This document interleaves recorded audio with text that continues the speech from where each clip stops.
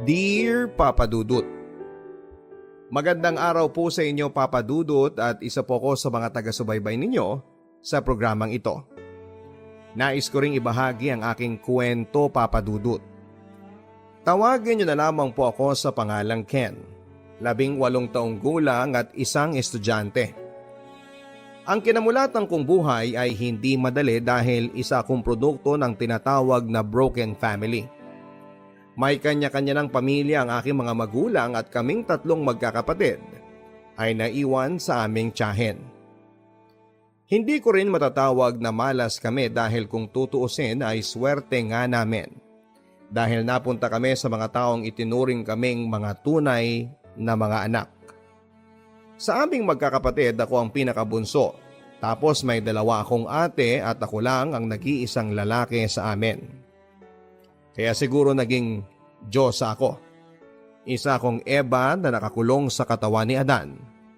In short ay isa po akong bading. Ako yung tipikal na bading na nagkakagusto sa lalaki pero hindi ako bastusin na bading. At nirerespeto rin ako ng mga tao. Achiever po ako sa aking pag-aaral since kinder ako hanggang sa ngayon. Nung kinder pa lamang ako, alam ko na sa sarili ko na bakla ako. Nagkaka-crush na ako sa kaklase kong lalaki.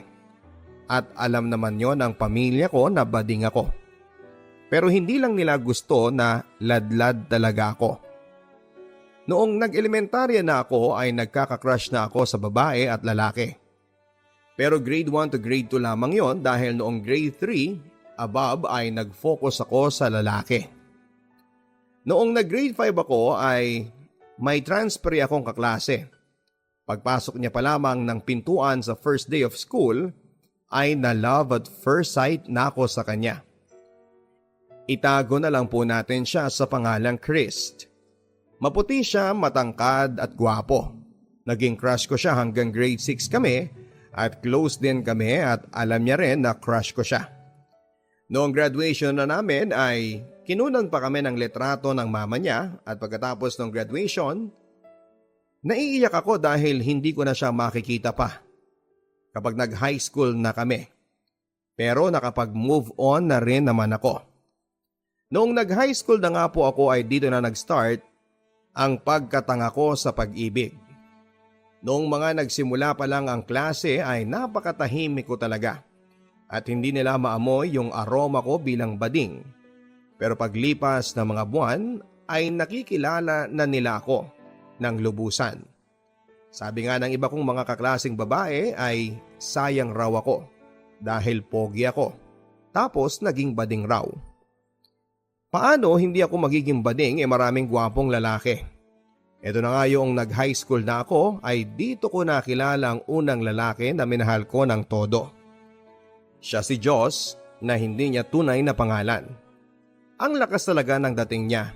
Sobrang nanghihina ako sa tuwing makikita ko siya.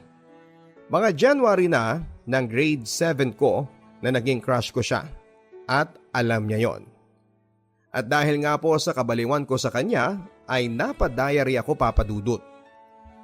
Yung alam mo yung tumibok talaga ang napaka-inosente kong puso. Sobrang in love ako sa kanya ay ginawa ko talaga ang lahat ng gusto niya.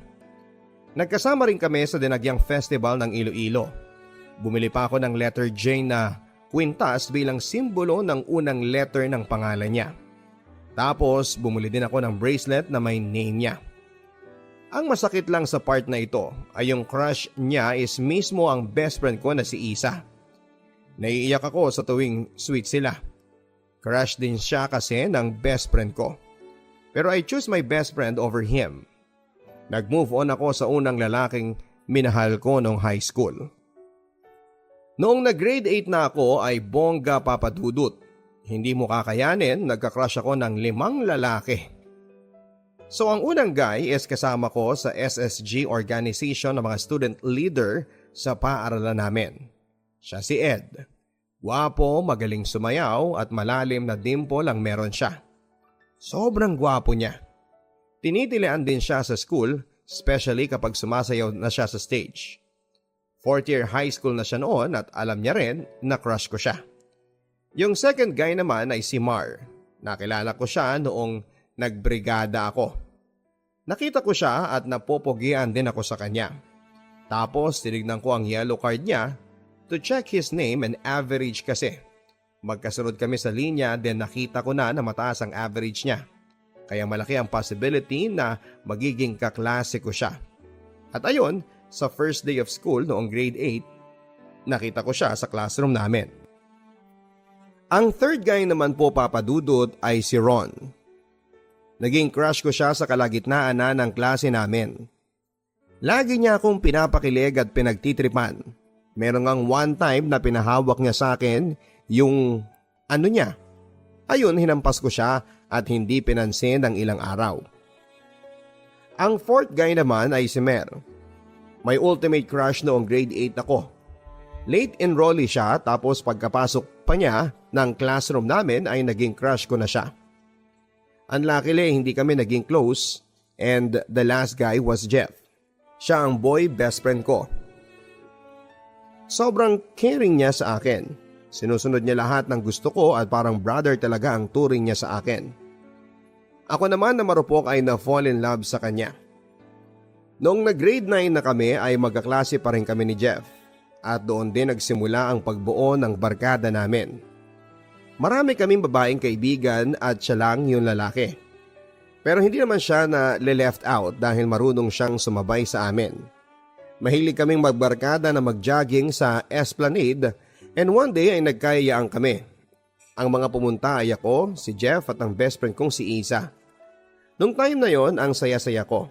And nung pauwi na kami ay nag-separate way na sa amin si Isa. At kami naman ni Jeff ay sa iisang tricycle lang ang sasakyan namin.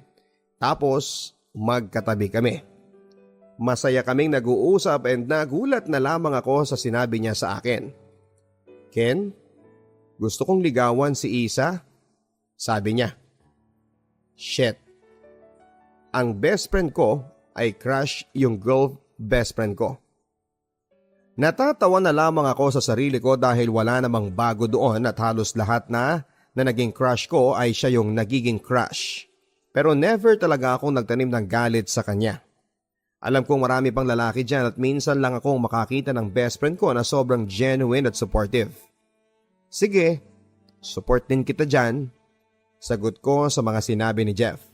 At kita ko sa mga mata niya ang saya sa pagsasabi ko noon. Okay lang naman sa akin yon. Total ay best friend ko rin naman silang dalawa. Nag-grade 10 kami ay magkaklase pa rin kaming magkakaibigan. Ang saya nga kasi meron kaming advisor na napaka-supportive at sumasabay sa trip namin. Ang advisor namin ay trip ang mga estudyanteng lalaki kahit mababa ang average ng lalaki na yon. Kung pogi ka ay section 1 ka. And every school year ay hindi talaga mawawala ang transferee. Meron kaming dalawang transferee na lalaki at ang dalawa na yon ay naging crush ko. Unang nag-transfer ay si Aaron. Siya ang unang lalaking minahal ko ng todo pa sa todo. At si Kenneth naman ang pangalawang nag-transfer at sobrang tahimik niya at hindi siya nakikihalubilo sa iba. Hindi tulad ni Aaron. Noong nag-eleksyon na for classroom officer ay ako ang nanalo bilang presidente at hindi madali sa akin ang posisyon na yon. Binigyan ako ng task ng advisor namin na dapat ay baguhin ko raw si Kenneth. Kailangan niya raw makihalubilo sa iba at doon na nga nagsimula ang pagka-crush ko sa kanya. Pero mild lang naman, hindi yung nababaliw talaga ako sa kanya. On the other side ay kay Aaron talaga ako tinamaan. Siya yung tipo ng lalaki na mamahalin mo talaga ng sobra. Unang araw pa lang ng klase ay naging crush ko na siya, ng patago. At kahit malalapit kong mga kaibigan papadudot ay hindi nila alam. Ayokong iwasan niya ako dahil nga sa gusto ko siya. Una niyang naging close ay si Jeff at iba pang mga boys. First day ni Aaron sa aming paaralan ay nakatingin kaming lahat sa kanya kasi bago siya at pogi rin kasi siya. After ng class namin ay pinuntahan ako ni Jeff. Ken, sabay na tayong umuwi ha kasama si Aaron. Panimula niya. Bakit naman? Sagot ko na nagulat. Isang sakayan lang kasi tayo ang sabi niya. O okay, ang sabi ko. Gulat pa rin ako at may halong saya dahil lagi na kaming sabay umuwi. Dahil iisang daan lang pala kami. Kinikilig ako pero tinago ko lang. Pagkatapos ng araw na yon ay parang naging close na kami ni Aaron but not totally close. Lumipas ang mga araw at napasama na si Aaron sa squad namin. Pumunta sila sa bahay dahil magbo-movie marathon kami at nagpo-food trip. Ang saya-saya naming lahat tapos nung pauwi na ay parang nalungkot ako dahil uuwi na sila, especially si Aaron. Pero hindi ko talaga ipinapahalata dahil nagulat na lamang ako nang kausapin ako ni Isa. Bakit parang malungkot ka? Tanong niya. Ha? Hindi sagot ko. Ewan ko lang talaga pero parang may hinala na agad siya sa mga kinikilos ko. Iba talaga pag best friend mo. Alam na ang lahat sa'yo. After noon ay umuwi na silang lahat. Sa gabing yon ay napaisip ako. Sa lahat na naging crush ko, siya lang talaga ang tinamaan ako ng husto. Natatakot ako na sabihin sa kanya na crush ko siya. Baka lubayan niya ako. Mahirap pa nito ay ako lang ang nagkakaalam na crush ko siya. Wala akong mapagsabihan tungkol sa nararamdaman ko sa kanya. Sa gabing yon papadudot ay napapaisip ako. Sa lahat ng naging crush ko, siya lang talaga ang tinamaan ako ng husto. Natatakot ako na sabihin sa kanya na crush ko siya. Kasi baka lubayan niya ako. Mahirap pa nito ay ako lang ang nakakaalam na crush ko siya at wala akong makakwentuhan tungkol sa nararamdaman ko sa kanya. Papalapit na ang birthday ko at nakita ko ang mga barkada ko na nag-uusap na parang nagmi-meeting at ako lang ang hindi kasali. Kaya alam ko na kagad na may plano sila sa birthday ko. Pero sumabay na lamang ako na kunwari ay hindi ko alam. Nung mismong birthday ko na ay tama nga ang hinala ko. Pagkatapos ng klase namin dahil morning shift kami ay pinuntahan ako ni Isa at tinanong, "May tiwala ka ba sa akin?" Kaya naman sumagot naman ako ng oo. Bigla-bigla na lang niya akong nilagyan ng piring sa mata. Nasa third floor ang aming classroom pero ang surprise ay nasa kabilang building pa. Habang naglalakad kami ni Isa, may piring ang aking mga mata. At bawat kanto may mga barkada ako na nagbibigay sa akin ng letter. At sa pinakalas na station ay tinanggal nila ang piring ko. Happy 16th birthday, Ken. I love you. Narinig ko mula sa lalaki na crush ko. Oo, si Aaron ang may hawak ng 16th letter. Super gulat na gulat talaga ako dahil wala akong sinabihan sa kanila about Aaron. Ang rason pala kung bakit si Aaron ang ika-16th letter dahil dapat si Kenneth ang magbibigay sa akin nun. Alam ng barkada ko na crush ko si Kenneth. Pero last minute ay umayaw si Kenneth dahil nahihiya daw. Kaya kinuha agad si Aaron para magbigay ng letter. Di ba? Tadhana na talaga ang nagbigay ng moment ko with him. Paglipas ng mga araw ay tumagal na ang samahan namin ni Aaron at lumalim na rin ang nararamdaman ko sa kanya. Isang araw ay kinumpronta ako ni Isa about kay Aaron kaya wala na akong magagawa at sinabi ko na ang lahat sa kanya. At sinabi ko rin sa mga barkada maliban na lang kay Aaron. After ng class namin ay nagaya ang advisor namin na pumunta sa 7-Eleven. Kasama ko ang iba kong kaibigan at si Aaron. Masaya kami ng araw na yon at pabiro kong sinabi, "Ron, wag muna tayong magpansinan ng 1 week ha." Tumawa lang siya. Kung alam mo lang, Aaron, na napapagod na akong itago itong nararamdaman ko. Umuwi kami at binaliwala ang sinabi ko sa kanya. Isang gabi ay nagkayayaan kami sa GC na magja-jogging kami ng alas 5 ng umaga. Nag-PM talaga ako kay Aaron na huwag malilate bukas. Nag-reply naman siya kaagad ng oo naman. Alas 5 is alas 5. Kinabukasan ay bumuhos ang malakas na ulan kaya automatic na canceled ang jogging namin. Pero before that ay nag-chat sa akin si Aaron if matutuloy at hindi ako nag-reply dahil tulog pa ako. At nagdesisyon siya na huwag na lang pumunta. Doon ako nakahanap ng tiyempo. Pagkagising ko ay nag-reply kaagad ako sa kanya. Okay lang, reply ko. Pumunta ka? Reply niya. Oo pero okay lang, sagot ko. La, as in kahit na umuulan? Mabilis niyang pagre-reply. Oo kasi baka pumunta kayo sagot ko naman at nag-sorry siya sa akin. Sa totoo lang ay hindi talaga ako pumunta. Sino ba naman ang magaganahan na mag-jogging if malakas ang ulan? Ewan kung bakit siya naniwala. Nagsinungaling ako sa kanya na pumunta ako para maging rason na yon na iwasan ko na siya. Napagtanto ko na kasi na habang magkakasama kami ay lalong nahuhulog ang loob ko sa kanya. Kaya mas mabuti nang iwasan ko siya. After ng araw na yon ay hindi ko na siya pinansin. Kahit kausapin siya ay hindi ko magawa. Iniwasan ko siya hanggat kaya ko kahit nasasaktan na ako. Para rin naman sa amin ito. Babalik din naman ako if mawala na ang pagkagusto ko sa kanya. Ayaw ko lang talagang masira ang pagkakaibigan namin.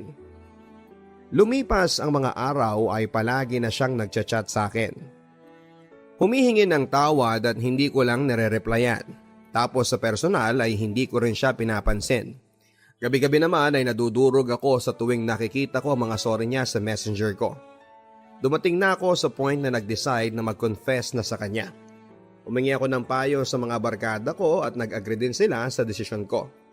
Masaya lang ako sa part na yon dahil sa lowest point ng buhay ko ay nandyan ang barkada ko na nagli-lift para sa akin. Nag-chat na ako kay Aaron ng good morning Aaron, mamaya usap tayo, panimula ko. Wala pang isang minuto ay nag-reply kaagad siya. Good morning Kendra, kain ka na po, breakfast. Sige po, usap po tayo. Habang nag-aayos ako papunta sa school ay sumasagi sa isipan ko kung paano ko sasabihin itong nararamdaman ko. Pero ang alam ko lang ay kailangan kong gawin to at buo na ang desisyon ko. Papasok na ako sa school, may mga ilang bumate sa akin na schoolmate ko. At habang paakyat na ako sa ComLab, kung saan ay nandun si Aaron ay bumilis ang takbo ng puso ko. Kabang-kaba akong buksan ang pintuan at nakita ko ang napakaamong mukha niya na tila walang alam kung bakit hindi ko siya pinapansin ng ilang araw. Tinawag ko siya. Ron, usap tayo sa baba. Sabi ko at sumunod naman siya. Nauna ako sa kanya samantalang sumunod naman siya. Pumunta kami sa hall ng CR. Kumusta ka na? Panimula niya. Okay naman. Nauutal ko pang sabi na parang naiiyak. Namimiss ko rin ang mga panahon na okay kami at walang iniindang problema. Sana lagi na lang ganito. Ano yung sasabihin mo? Agad na tanong niya at doon ko na inumpisahan. Naalala mo yung magja-jogging sana tayo? Actually hindi ako pumunta noon dahil malakas ang ulan. Pero sinabi ko sa iyo na pumunta ako. Sinabi ko lahat ng yon dahil gusto kong layuan. Layuan ka at layuan mo ko dahil nahuhulog na yung loob ko sa iyo. Ayoko mawala ka dahil naging kaibigan kita at dahil lang sa nararamdaman ko ay mawawala na rin ang lahat. Tuloy-tuloy na sabi ko habang umiiyak. Nakita ko rin siyang umiiyak. Okay lang naman daw sa kanya yon pero nag-insist pa rin ako na layuan ko muna siya para hindi ako mahulog ng tuluyan sa kanya. Okay lang na lumayo ka basta mag-uusap pa rin tayo ha. Tapos promise mo sa akin na babalik ka, ang sabi niya. Ang sarap sa feeling na ganon ang perspective niya. Hindi niya ako itinataboy at pinandidirian. Pagkatapos ng usapan na yon ay niyakap niya ako at sinuklian ko rin siya ng yakap niya. Naging okay na kami at bumalik na ang dating sigla ng pagkakaibigan namin kasama ang mga barkada ko na sobrang supportive. Isang gabi ay nagchat sa akin si Aaron. Ken? Andito ako sa elementary school, hinihintay ko yung bunso namin. Nagpa-practice yung kapatid niya dahil sa isang contest kaya gabi na ay nandun pa rin siya sa school. At malapit lang sa amin yung school kaya naman pinuntahan ko siya. Masaya kaming nagkwentuhan at parang kami lang dalawa sa lugar na yon. Ken, samahan mo naman ako. Pakiusap niya. Saan? Tanong ko. Bibili ng yosi, sabi niya. Baliw. Ayoko nga, bahala ka sa buhay mo. Gulat at galit kong sabi. Sige na Ken, please. Pasuyo niyang sabi kaya sinamahan ko na lamang siya. Isang Marlboro nga ate, sabi niya sa tindera at magpapasindi raw siya pero walang sindi, sinaaling tindera. Kaya bumalik kami sa school habang naglalakad kami. Bigay mo sa akin ng sigarilyo, Sabay bukas ng palad ko sa kanya at binigay din naman niya sa akin ng sigarilyo at binali ko. Ayokong nagyoyosi ka if magkasama tayo at okay lang din naman sa kanya. Nang matapos na ang practice ni Bunso ay ipinakilala niya sa akin ang kapatid niya at nagpaalam na sa isa't isa at umuwi na. Itinago ko ang yosi na nanggaling sa kanya bilang remembrance, Papa Dudut. Napakabilis ng panahon at may masamang balitang dumating kay Aaron. Na-ospital ang mama niya dahil sa taas ng sugar. Hindi mo talaga makikita sa kanya na may problema siya dahil marunong magdala ng problema ang lalaking to. Nalaman ng advisor namin na nangyari sa mama ni Aaron kaya pinuntahan namin si mama niya sa ospital after ng class. Nang makarating na kami sa ospital ay nagkwentuhan kami na tila at parang okay naman siya sa lagay niya. After noon ay umuwi na kami habang naghihintay kami ng jeep. Pauwi ay nag-away si Aaron at ang advisor namin. Kasi hindi magkasundo si Aaron at ang stepfather niya at pinipilit ng advisor namin na mag-close sila kaya nagalit si Aaron at dahil bet niya si Aaron ay nagalit na rin siya. Kaya umuwi kaming galit sila sa isa't isa. Magkasabay kami ni Aaron umuwi at sinabihan niya ako na samahan raw siya sa bahay nila na matulog dahil nasa ospital si mama niya at ang stepfather niya at ang bunso nila ay may Boy Scout camping. Nag-oo ako sa kanya dahil takot yon sa dilim. Pinuntahan muna namin ang bunso niya sa school nila para bigyan ng pera at pagkain tapos ay dumiretso muna kami sa bahay dahil ipinaalam niya ako sa pamilya ko. Nasa bahay na kami at nahihiya pa siyang pumasok dahil mga 10:00 na rin yon. Magandang gabi po auntie, uncle. Ang bati ni Aaron kina auntie at uncle. Pasok, sabi ni auntie. Inaya ni auntie at uncle si Aaron na maghapunan at naghapunan na kami at nagpaalam na si Aaron na doon ako matutulog sa kanila. At nung pumayag na sila ay dali-dali ako nagayos ng mga gamit ko. At matapos noon ay umalis na rin kami sa bahay at pumunta sa boarding house nila. Pagkarating namin ay sinabihan ko si Aaron na maliligo na muna ako at dumiretso na ako sa CR. Habang naliligo ako ay hindi ko malubos maisip na mangyayari to sa buhay ko. Ang crush ko ay kasama ko sa isang bahay. At kami lang dalawa at magkatabi kaming matutulog. Natapos akong maligo at lumabas na ako at sumunod na rin siyang maligo. Pagkalabas niya ng banyo ay nakatopless siya at tanging short lang ang suot niya. Nakapag-toothbrush na kami at pumunta na sa higaan nila. Nanood kami ng mga movies pero habang nanonood kami ay panay ang kwentuhan namin. Halongkatan ng mga nangyari sa past about sa family niya. Minsan nga ay pinapatong niya ang binti niya sa binti ko. Pero winalang mali siya ko na lamang yon. Iniisip ko ang posibleng mangyari if may mangyari sa amin. Ayoko mawala ang respeto niya kaya minabuti ko na maunang matulog. Kinabukasan ay nauna siyang nagising. Good morning Ken, bati niya sa akin at nginitian ko lang siya. Siya nga pala pumunta kanina dito ang stepfather ko, kumuha ng pagkain para kay mama. Ang sabi niya. Ha? Ba't di mo ko ginising? Nakakahiya naman. Ang himbing ng tulog mo kaya, hindi na kita ginising at isa pa, dinantayan mo ko kagabi at sinabing I love you Aaron. Panunukso niya sa akin. Sinungalin ka at sabay tawa namin. Kahit kailan talaga ay napakakalog ng lalaking to, kaya mahal na mahal ko to. At dahil nasa akin ang susi ng Comlab dahil ako ang president, kaya kailangan kong bumalik ng Comlab. Pinahiram sa akin ni Aaron ang t-shirt niyang Hands dahil wala akong dala. At nauna na akong pumunta sa school at susunod na lang daw si Aaron.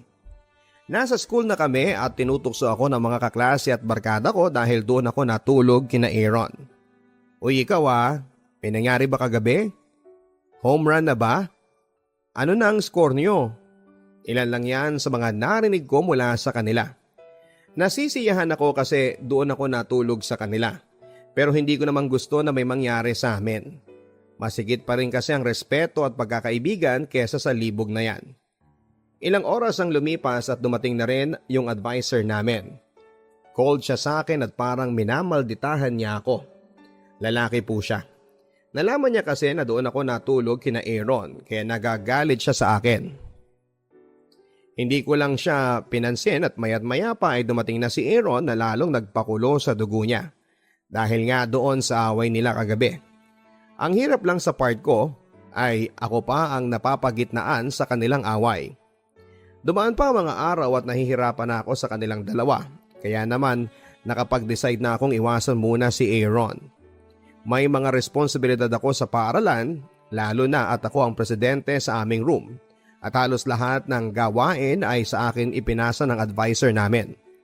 Papalapit na ang sport fest sa paaralan namin at sa sobrang busy ko na talaga at dumagdag pa sa stress ko ang advisor namin na inaaway si Aaron. Ako ang nagpa-try out sa mga kalaro sa badminton at marami ang gustong sumali.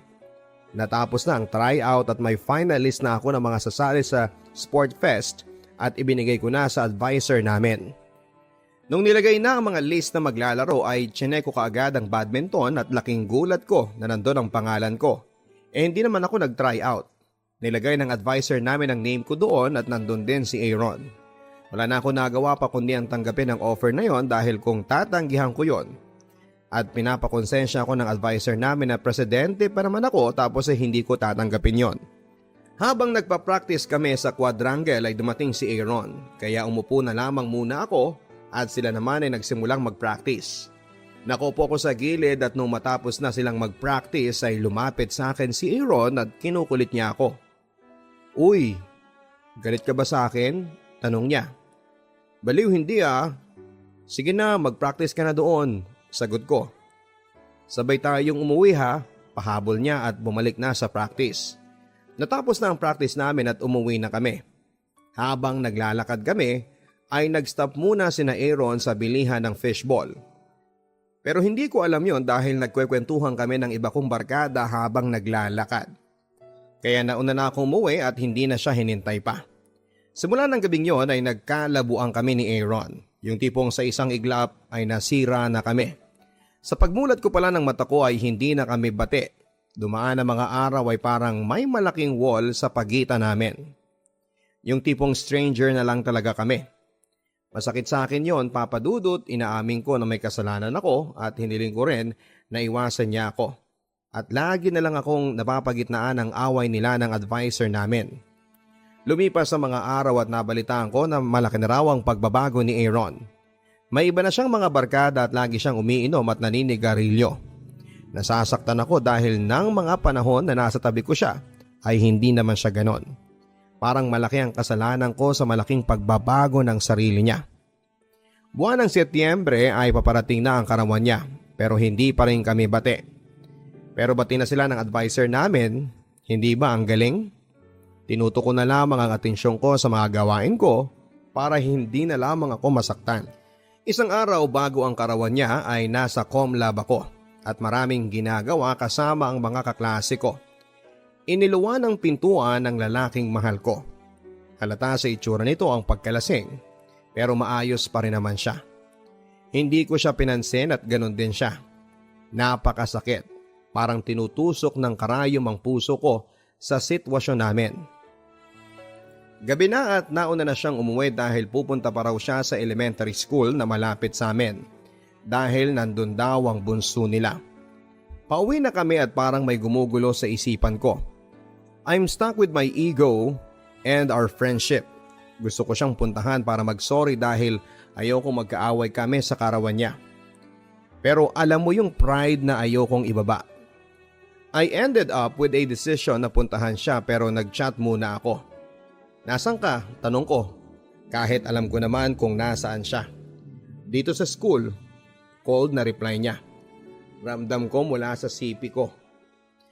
"Puntahan kita dyan. Andito na ako." Agad na sabi ko. "Wag na, paalis na kami." Reply niya. "Dito na ako." Sagot ko. "Bukas na." Reply niya. "Fine." Dismaya na reply ko. "Salamat sa pag-intindi." Sagot niya. Napaluhan na lamang ako. Ang sakit-sakit nito kaya nag-chat ako. "Ano bang problema?" Tanong ko sa kanya. "Problema? Wala naman hindi ba?" Reply niya.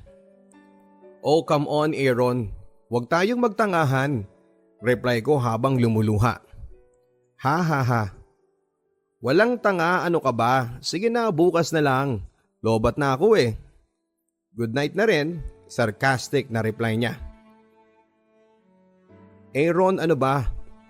Pupunta talaga ako dyan, reply ko. Bukas na, wag sa chat. Di tayo niyan magkakaliwanagan eh. Bakas ang tensyon sa reply niya pero hindi ako nagpatinag. Yun nga lang ay offline na siya at napaiyak na lamang ako. Bakit ko ba to ginagawa? Promise, ang sakit na sobra. Ang tanga-tanga ko, hindi ko na talaga kilala ang sarili ko. Bakit ba? Bakit ka ba ganyan? Huling chat ko sa kanya. Kinabukasan at kaarawanan ni Aaron. Nagkita kami sa school at hindi ko siya pinansin at ganon din siya. Malaki ang pinagbago niya, hindi na siya yung kilala kong kalog at maaasahan. Pauwi na kami galing sa school ay nauna na akong umuwi dahil ititreat pa ng advisor namin si Aaron kasama ang mga barkada naming mga lalaki.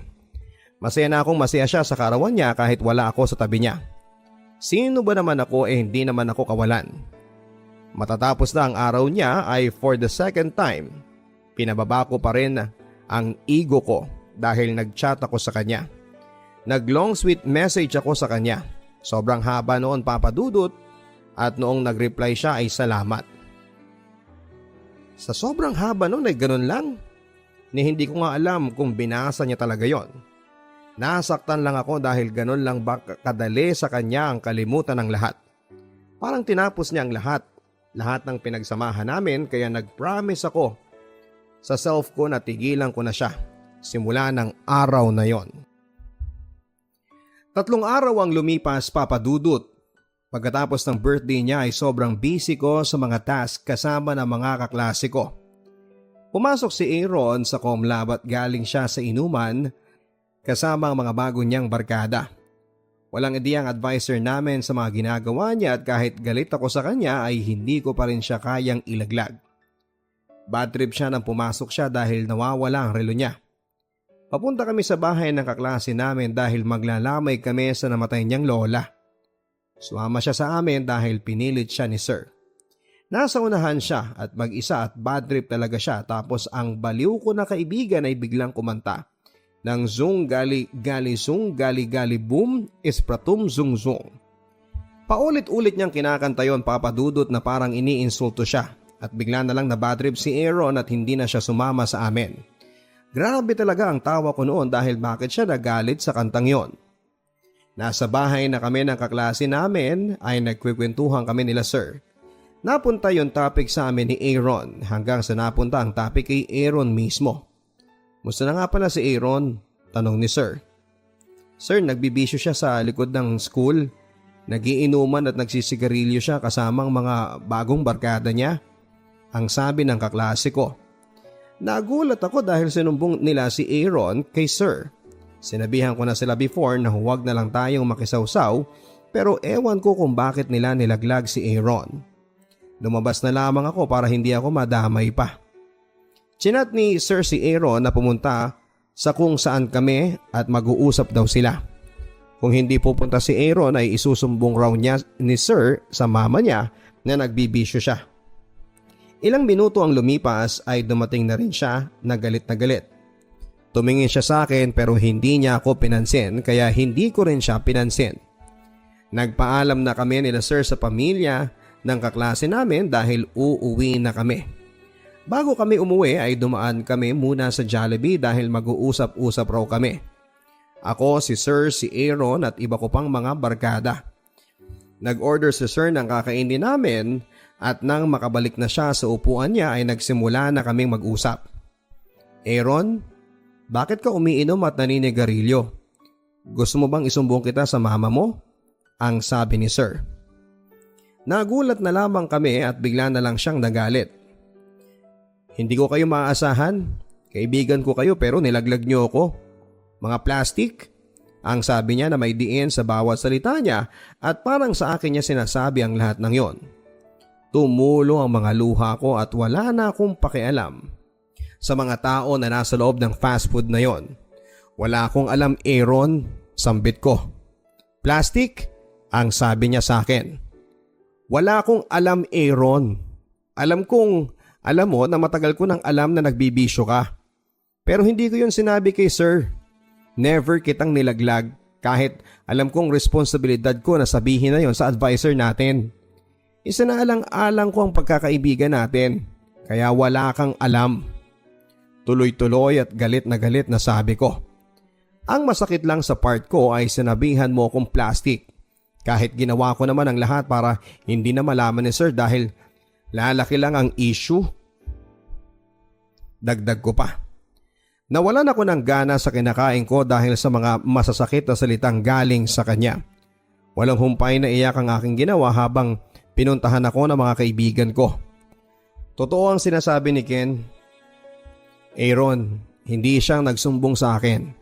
Kaya wag mo siyang awayin, ang sabi ni sir. Natameme lang si Aaron sa mga nalaman niya. Pasensya na, hindi ko pa kayang humingi ng tawad sa iyo dahil mismo ang sarili ko ay hindi ko pa mapatawad.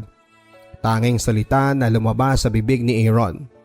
Umuwi na kami at umiiyak pa rin ako at napaiwan na lang muna si Aaron at Jeff dahil gusto niya raw ng peace of mind.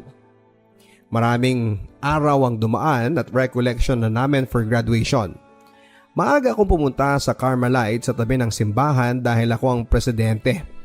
Nakakahiya naman kung late ako, hindi ba? Maraming activity ang ginawa namin. Nagbonding ang aming section ng araw na yon. Buong araw ay puro mga group works lang din. Nag-lunch na kami ng mga barkada namin. Pagsapit naman ng alauna ay bumalik na kami sa hall dahil mag-uumpisa na ang open forum. Expect ko naman talaga na may ganon sa recollection pero kinabahan akong bigla.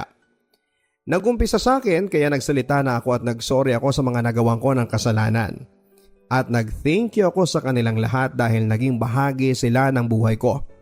Pero ibabalik ko na sana ang microphone nang magsalita ang mga kaklase ko at si sir na may kulang ang sabi nila.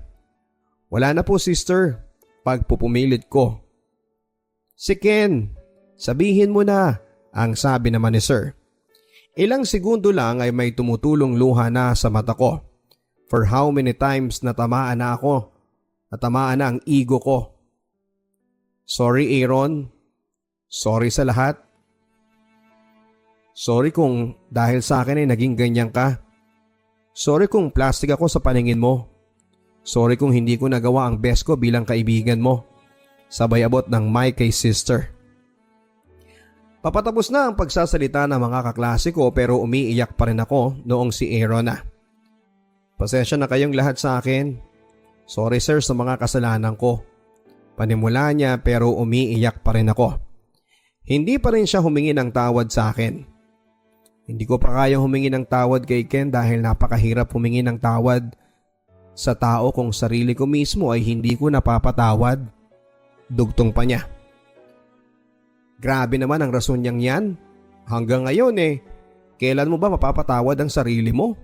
Ako nga, hindi ka pa humihingi ng tawad pinatawad na kita.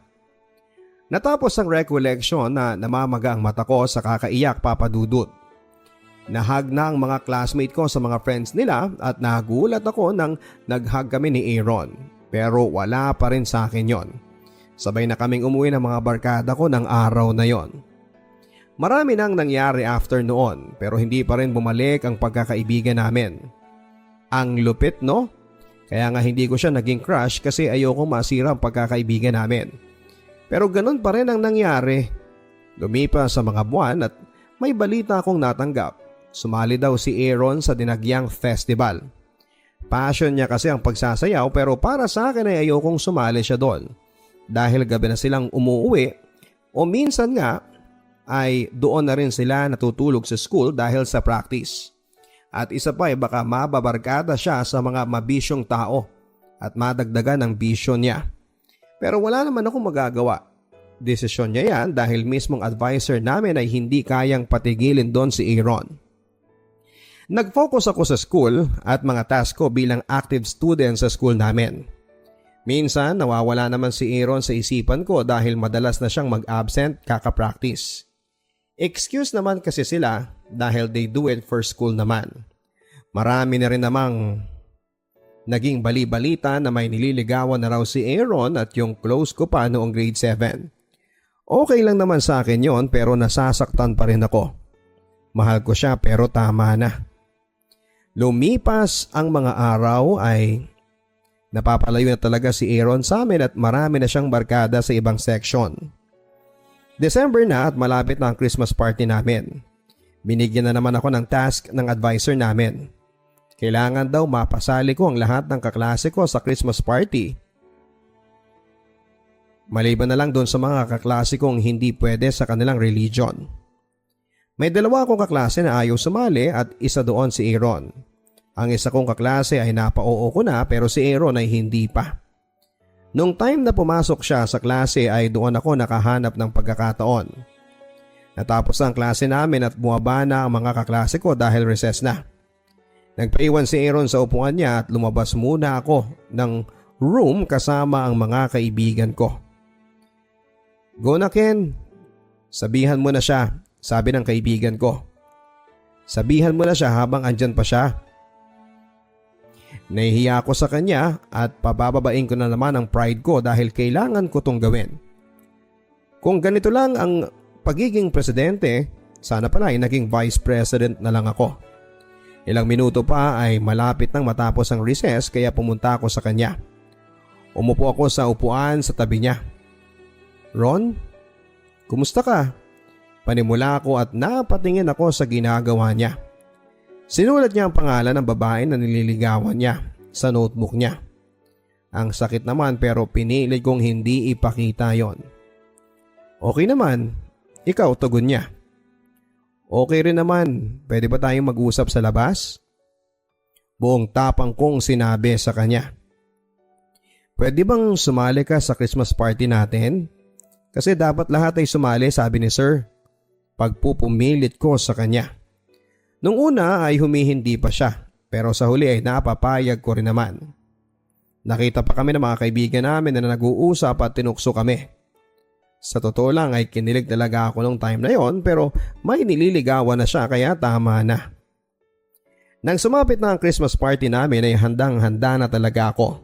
Naka-polo white ako with matching black skinny jeans at easy na sapatos.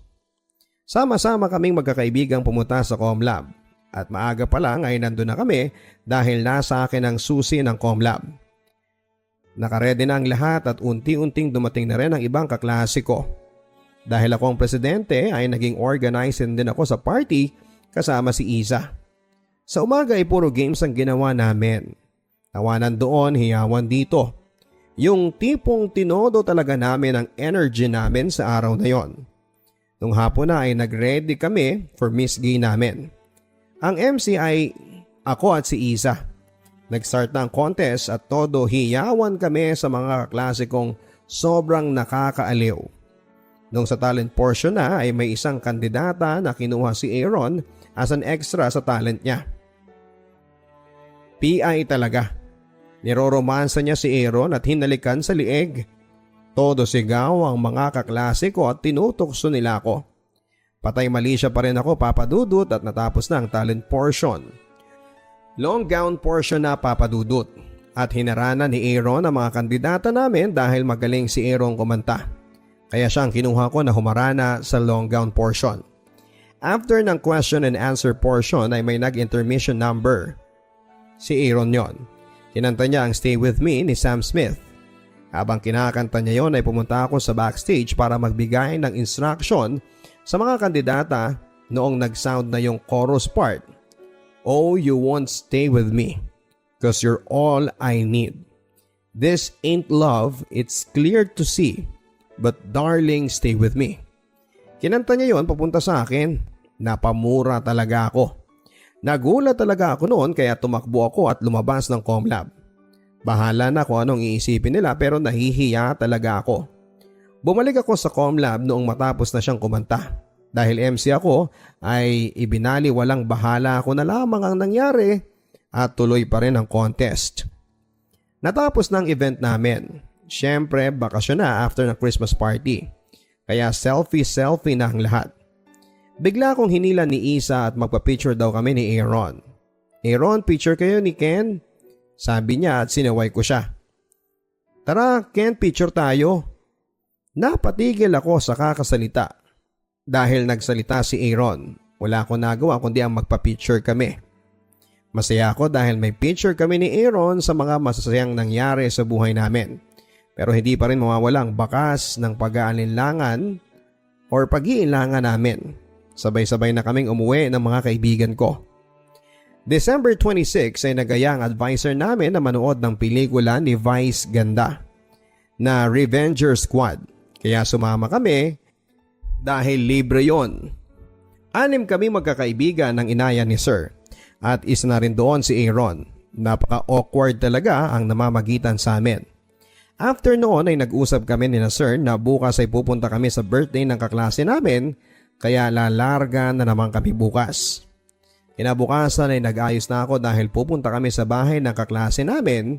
Kasama ko pa rin naman ang mga kaibigan ko at si Sir. Sumama rin si Aaron. Nagdala kami ng cake para sa kaklase namin. At si Sir ay bumili noon. Kainan at kantahan ang trip namin ng araw na yon. Ako at si Aaron lang ang nagpasahan ng mic dahil mahilig kaming dalawa sa videoke. Kaya napagdesisyon na namin na pataasan kami ng score. Ako ang unang sumubok at todo kanta ko at nakakuha ako ng 96. Kaya sigurado ako na mananalo ako kasi si Aaron naman ang kumanta. Pero parang baliw siyang kumanta, Papa Dudut. Nakakuha siya ng score na 99. Grabe, parang pinaglaruan lang niya yung kanta. Kaya panay tukso sa akin dahil natalo niya ako. After namin kumain at mag-videoke ay pumunta kami sa dagat malapit sa bahay ng kaklase ko. Nagpa-unwind kaming lahat doon. Picture-picture lang yung ginawa namin at tambay sa kubo. May duyan ako nakita kaya sumakay ako doon. Nagpa-picture ako kay Isa sa duyan tapos ay lumapit sa amin si Aaron tapos ay bigla na lang niyang pinaikot ang duyan. Nagkukulitan kaming dalawa at pinipicturean din kami ni Isa. Napakasaya ng moment na yon. Bumalik talaga ang closeness namin ni Aaron pero hindi pa rin mawawala ang fact na may nililigawan siya. Pero okay lang yon kasi kahit masakit ay kailangan kong tanggapin na kaibigan ko lang siya. Nang malapit ng magabi ay umuwi na kami. Habang naghihintay ng masasakyan ay nag-usap si Sir at si Aaron. Pagkailang saglit lang ay galit na naman sila sa isa't isa. Nag-away na naman sila. Iiwan na raw kami ni Sir at mauuna na raw siyang umuwi. Kaya kinausap ko nga si Aaron. Uy, kausapin mo na si Sir. Magkaayos na kayo. Pagpupumilit ko sa kanya. Bahala siya, sagot niya. Sige na Ron, please, ako nang nakikiusap sa iyo, sabi ko. Bigla na lang siyang pumunta kay Sir at humingi ng tawad at okay na naman sila. Umuwi na kami at nagkulitan pa rin kami ni Aaron sa jeep. Napakasaya talaga ng araw na yon at parang ayoko nang matapos yon.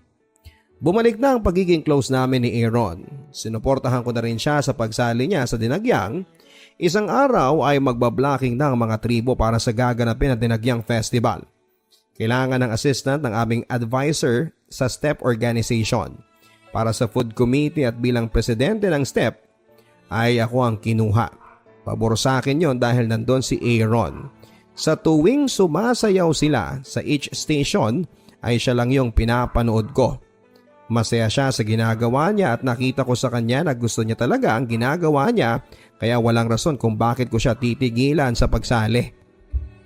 Dinagyang festival na at alas 4 pa lamang ng umaga ay pumunta na sa school ang officers ng STEP dahil sasama kami sa food committee. Namigay na kami ng breakfast para sa mga dancers at nakita ko siya. Nag-hi siya sa akin at sinuklian ko rin naman ito ng ngiti dahil busy pa ako noon.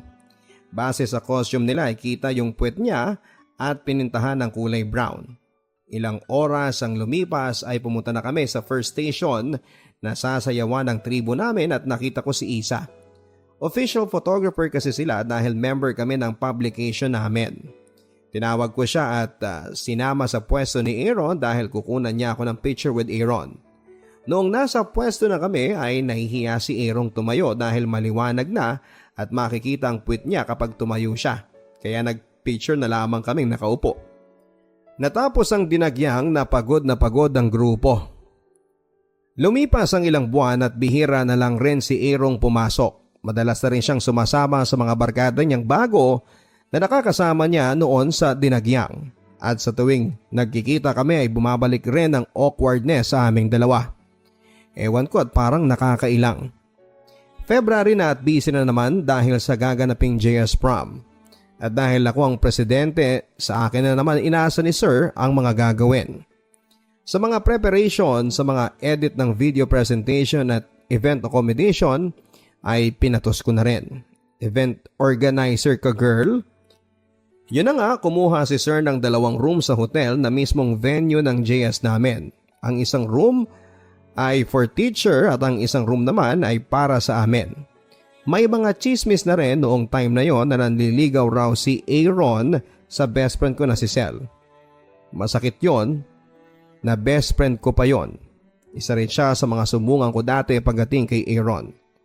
Day before the event ay nag-usap kami ng masinsina ng best friend ko. Ken, I'm so sorry ha.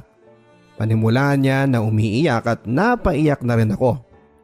Bakit naman? Tanong ko na parang walang alam.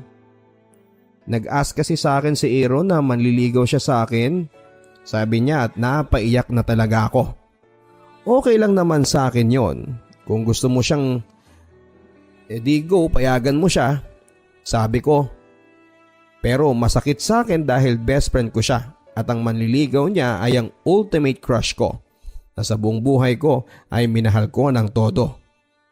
Yun nga Ken Nafo-fall na rin kasi ako sa kanya at napaiyak na rin siya.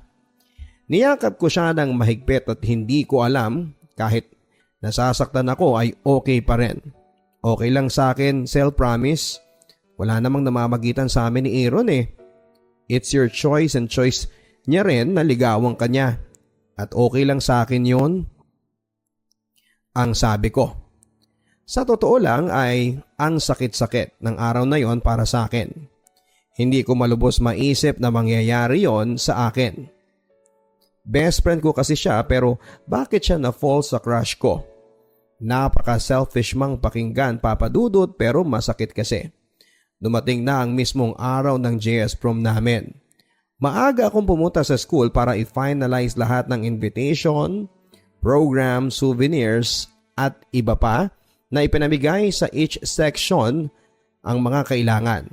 At umuwi na rin ako para kunin ang mga gamit ko. Bumalik ako sa school after ng lunch dahil sa hotel na ako mag-aayos. Dala ko ang mga gamit ko noong nasa school na ako ay inayos ko na lahat ng mga gagamitin kasama ang 2 kong kaibigan. Nagpatawag na rin si Sir ng taxi para madali lang ang pagpunta namin doon. Pumasok na kami sa room na kinuha namin at nagpahinga muna. Ilang oras na ang lumipas at pumunta na ako sa venue ng event para tumulong kay Sir. All set na at bumalik ako sa room para magayos. Nakasuot ako ng pink na polo with Americana na black formal na formal ang datingan. Nasa venue na kami at nagbigay na ako ng task sa ibang officer para sa ibang gagawin.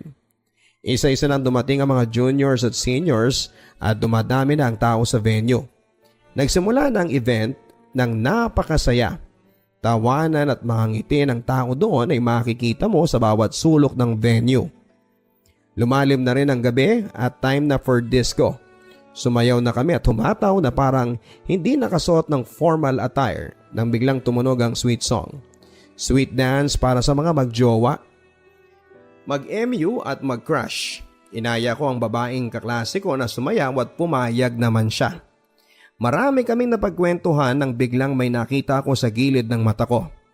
Masaya silang magkahawak habang sumasayaw. Si Aaron at ang best friend ko na si Sel. Bumagal ang oras para sa akin at hindi ko na namalayan na may tumutulong luha sa mga mata ko. Nakita ko ang friend kong si Justin at kinuha muna kay April para siya naman ang sumayaw sa akin. Ken, bakit ka umiiyak? Tanong sa akin ni Justin. Tapos nung tinignan ko sina Aaron at Sel ay bigla niyang nagets. Walang salita ang bumaba sa bibig ko pero ang luha na ang nagpapahiwatig kung gaano ako nasasaktan sa mga nakikita ko. Akala ko kasi okay na. Akala ko ay okay na ako na makita silang magkasama. Akala ko lang pala ang lahat. Nakita ko ni Isa at ni Jeff na umiiyak kaya nilet go muna ni Jeff si Isa para puntahan ako. Kinuha ako ni Tabby, Justin at Isa sa venue na yon at dinala sa labas at pumunta kami sa room namin. Iyak pa rin ako ng iyak at advice pa rin sila ng advice. Hindi makaprocess ang utak ko. Nakadapa ako sa kama noon at sila naman ay pilit nila akong pinapatahan. At bigla na ring sumunod ang iba kong barkada sa room. Hindi na ako nakapagkwento sa kanila kaya yung ibang kaibigan ko na lang ang nagkwento. Tumahan na rin ako at niyakap nila akong lahat. Bumalik na kami sa venue at sinama nila ako sa dance floor para sumayaw. Alas 5 na ng madaling araw at matatapos na ang event, isa-isa nang umalis ang mga tao. March 2018 ay gaganapin ang short film namin. Ang advisor namin ang nag-hold ng event na yon dahil computer major siya. At kahit na hindi kami computer major, ako ang naging in charge sa event. Habang papalapit na rin ang event ay maraming edit at finalize ang ginawa ko with my other classmate. Ako rin ang taga-remind sa ibang grupo na kailangan ng ipasa mga entry. At ako rin ang nag-edit sa lahat ng trailer para ipanood sa mga estudyante. Isang gabi ay habang nag-i-edit ako sa Comlab kasama ang advisor namin at some of my friends ay pumasok si Aaron. Gabi na, nandito pa siya, ang sabi ko sa sarili ko. Alas 8 na ng gabi ay nandito pa siya. Umupo siya sa sala kasama si Jeff at si Sir. Nag-uusap sila at parang nagtatawanan. Nang matapos ko nang i-edit ang lahat ng trailer ay nagsisave pa siya at parang matagal pa ito. Lumabas muna ako kasama si Isa at isa ko pang friend. Nang nasa labas kami, papadudod ay bigla na lang kaming nakarinig ng nagsisisigaw. Kaya napatingin kami sa pintuan, nang bumukas ito ay iniluwan nito si Aaron na galit at mas nagulat kami nang may bumato ng lagayan ng scotch tape. Kaya dali-dali kong pinuntahan si Aaron at sumigaw siya nang paki-out ng Facebook ko sa computer. At lumakad siya ng napakabilis kaya tumakbo ako papunta sa kanya at hinila siya at niyakap ng pagkahigpit-higpit. Galit na galit siya kaya dinala ko muna siya sa CR para kausapin. Nang mahinahon na siya ay tinanggal ko ang yakap at tinanong ko siya, "Ron, anong nangyari?" "Kasi si Sir nakikialam sa buhay ko." Sagot niya at hindi na ako nagsalita at bumalik muna sa loob ng Comlab. At pagtingin ko sa ini-edit ko ay hindi pa rin ito natatapos mag-save. "Bukas na yan, umuwi na kayo." Diin na sabi ni Sir at kinuha kaagad ang bag ko at nagpaalam na ako sa kanya. Sabay kaming umuwi ni Aaron at ng mga friends ko at kinausap siya. "Huwag ka na lang magalit. Alam mo naman na ganyan talaga si Sir ang sabi ko sa kanya. "Huwag niya lang kasi akong pakialamanan," sabi niya. Hindi na ako nagsalita at umuwi na kami. Short film event na at nasa school na ako. Dumiretso na ako sa audio room dahil nandun ang mga friends ko. May nanonood na mga estudyante sa quad at marami kaming feedback sa mga short film namin. Sa huli nanalo si Aaron ng Best Actor at nanalo din silang champion sa short film 2018. Pagkatapos noon ay nag-celebrate na kaming magkakaibigan sa plaza at pagkatapos noon ay isa-isa na kaming umuwi. Mabilis na panahon at parang mabilis ding naglaho ang closeness namin. Napaka-seasonal naman ito ng closeness namin kasi naman madalang na rin siyang pumasok. Nagpa-practice na kami para sa graduation namin at minsan na rin siyang umattend. Nag-graduate man lang kami na walang picture ni congrats wala nga at kahit pirma sa polo uniform ko wala. Ano pa naman ang maasahan ko doon? Mabilis yun mang iwan. Napakahirap bumitaw sa JHS dahil napakaraming alaala na nabuo doon. Umiyak at mapatawa, lahat yon ay napaka-genuine sa akin. Summertime na at hindi talaga mawawala ang plano sa farewell party ng section namin. Nag-graduate kami kasi naggalit sa amin ang advisor namin kaya nag-farewell kami na wala siya. Napag-usapan namin na magkita sa 7-Eleven para sabay na kaming pumunta sa resort. Maaga akong dumating at isa-isa na rin pumunta ang ibang mga kaklase ko at dumating si Aaron. Smile-smile lang, ganun lang. Masaya ang farewell na yon. Uminom kami ng alak, naglaro na parang bata, nag-swimming kahit mainit at ginawa na namin ang lahat dahil sa darating na pasukan ay hindi na kami magkakaklase. Masaya, sulit at memorable ang nangyari ng araw na yon. Nag-apply ako sa isang university para sa SHS. Kasama ko ang dalawa kong kaibigan na sina Justin at Ethel. Nag-separate na rin ang ibang mga kabarkada ko. Iba-ibang school ang pinasukan at si Aaron ay nasa ibang school na rin. Sa ina-applyan kong university ay may exam at interview para makapasok. Unluckily ay 3 kami magkakaibigan ay hindi natanggap. Kaya doon ako nag-enroll sa school na pinasukan ni Aaron. Kasama ko rin ang dalawa kong kaibigan. Last minute na rin kaming nag-enroll kaya wala kaming choice na doon na rin pumasok. Malaki ang tuition pero sulit na rin ang matututunan mo. Pasok ka na at kasabay ko ang iba kong kaklase sa JHS na pumunta sa school at naghanap kami ng section namin at unfortunately ay ni isa ay wala akong kaklase sa kanila.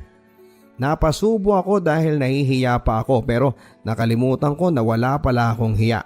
Nag-start na ang first day event ng school at nag-tour muna kami. Nakita ko na rin naman si Aaron pero smile lang. Noong naghapon na ay cheers and yells na at nag-stand ako as leader ng section namin. Ako nag-lead ng leader namin. Ako mismo ang nakahawak sa mic at ginawa ko ng lahat ng makakaya ko. Kahit nakakahiya ay masaya din naman ako dahil nag-champion kami. Simula noon, nabuo ang desisyon ng mga kaklase ko na ako nang maging presidente. Lumipas ang mga araw at parang naka-adjust na rin ako sa mga bagong atmosphere na ito. Nakaka-go along naman sila, may mga crush na rin ako pero hindi na ganong kabaliw. Nabalitaan ko rin na naging escort si Aaron sa section nila. At kung minsan ay magkikita-kita kami sa hallway, nagpapansinan rin naman kami pero hindi ganong ka-close, tamang hi at smile lang. Isang araw ay maraming tao sa field namin. Bakit maraming tao doon? Tanong ko sa kaklase ko. Sign up day ngayon sa mga clubs. Kung gusto mo sumali sa mga club ay sumali ka na doon. Sagot niya. Naisipan kong sumali sa teatro pero nahihiya pa ako. Sinama kong iba kong kaklase at nag-sign up na rin kami. Napadaan ako sa room ni Aaron at naisipan kong pilitin siyang sumali. Ayoko, Ken? Sagot niya. Nadismaya ako kaya hindi ako nagpatinag. Sige na Ron, please. Pinilit ko pa rin siya at ilang minuto rin siyang pinilit and finally ay sumali na rin siya. Anong gagawin mo sa audition, Ken? Tanong ng kaklase ko. Napaisip ako kung anong gagawin ko. Kailangan kita sa audition. Ano bang gagawin mo? Tanong niya. Heto, makinig ka ha. Kunwari ay mag-best friend tayo tapos boyfriend ko si Aaron. Then one day nakita ko kayong magkasama at naglalandian. Tapos susugurin ko kayo tapos papipiliin ko si Aaron sa ating dalawa. Tapos ikaw ang pipiliin niya tapos iiyak ako, ganun. Explain ko sa kanya. Ay bongga naman pala. By the way, sino nga ba yung Aaron? Tanong niya. Kaibigan ko, sasali din siya. Sa gabi na yon ay mangyayari ang audition kaya pinuntahan ko muna si Aaron sa room at pinaalam ko sa kanya ang gagawin ko at pumayag naman siya. Sabay na kami nila Dun, Aaron at isa ko pang kaklaseng pumunta sa venue ng audition. Kinakabahan na ako at si Aaron parang wala lang sa kanya. Habang naghihintay kami sa hallway ay nagjamming muna kami dahil may dala siyang gitara. Pagkatapos noon ay hiniram ng kaklase ko ang gitara at nag-usap muna kami ni Aaron. Sorry nga pala Ken sa mga kasalanan ko sa iyo ha. Ang sabi ni Aaron na kinagulat ko. Okay lang yun, sabi ko. Pasensya na rin kay Sel ha. Hindi naman naging kami at hindi naman raw siya seryoso, sabi niya. Nagulat ako dahil sa mga sinabi niya. Paano niya nalaman na nagsiselos ako noon sa kanila? Bakit ka nagsusorry at paano mo nalaman na nagsiselos ako? Tanong ko. Secret, sabi niya. Marami pa kaming pinag-usapan at nantawagin na siya dahil siya na ang mag-audition. Natapos na siya at ang iba ko pang mga kasama, 10:00 na ng gabi nang tinawag ang pangalan ko. Sinama ko si Aaron at si Dun para sa audition piece ko. After noon ay umuwi na kami at hindi ko alam kung makakapasok ako o si Aaron. Pero gusto ko makapasok kaming dalawa Baka kasi dito ay bumalik ang dating kami. Nag-separate ways na ang iba kong kaklase at kami na lang ni Aaron ang naiwan. Ken, samahan mo muna ako magyosi, sabi niya. Natatakot ako baka madakip tayo ng ICER. Estudyante ka pa naman. Sige na please, isang stick lang promise. Pilit niya at pumayag na rin ako dahil gabi na. Habang hinihit-hit niya ang sigarilyo niya ay nag-usap kami. Hindi ka pa rin pala tumitigil sa pagkisigarilyo? Tanong ko. Ang hirap iwasan Ken kasi parang naging part na ito ng buhay ko, sabi niya. Naiintindihan ko naman siya sa side na yon pero iba pa rin ang good health. Pero kahit ganoon ay okay na rin sa akin yon. Gusto niya yan kaya pababayaan ko na lang siya. Noong nag-half na ng stick ng sigarilyo niya ay tinapon na niya at tinapakan na at umuwi na kami. Ilang araw ang lumipas ay may natanggap ako magandang balita. Natanggap ako sa teatro kaya dali-dali ako nag-chat kay Aaron. Natanggap ako sa teatro. Ikaw? Chat ko na sobrang excited. Natanggap din ako pero hindi na ako tutuloy Ken. Reply niya. What? Bakit naman? Sayang naman ang opportunity. Dismayadong reply ko. Magka-transfer na ako Ken Babalik na ako ng Samar at doon na rin ako mag-aaral. Reply niya na kinagulat ko. Napaluha ako sa reply niya. Bago pa lang kami nag-aaral 1 taon dito tapos ay aalis siya. Bakit ba ang hilig niyang mang-iwan? Ron, final na ba talaga yan? Hindi na ba magbabago yan? Pwede bang dito ka na lang? Wala na akong magagawa Ken Mag-i-stay pa ako dito. Kung mag-i-stay pa ako dito, wala na akong makakasama kasi aalis na kami nila mama. Ang sabi niya.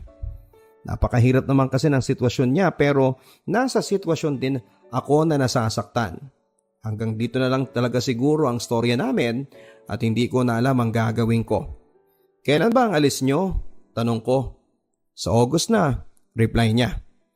Malapit na pala 1 buwan na lang at aalis na siya. Malapit ng birthday ng isa kong kaibigan at magkikita-kita na naman kaming magbabarkada. Pumunta na ako sa bahay nila kasama ang iba kong kaibigan. Isa-isa na rin dumating ang mga kaibigan ko. Kainan, kantahan, tawanan at kwentuhan. Habang nag-uusap kami ay nagpunta ang topic kay Aaron. Malapit nang umalis si Aaron, sabi ng isa kong kaibigan. Oo nga pala, aalis na siya. Yung isa dyan, sabi ng isa ko pang kaibigan sabay tingin sa akin at ngumiti lang ako nang mapakla sa kanila. By the way, nasa na nga pala siya? Pupunta ba siya? Sabi ng birthday celebrant. Oo, pupunta yon, sabi niya. Sagot ko at tinukso nila ako.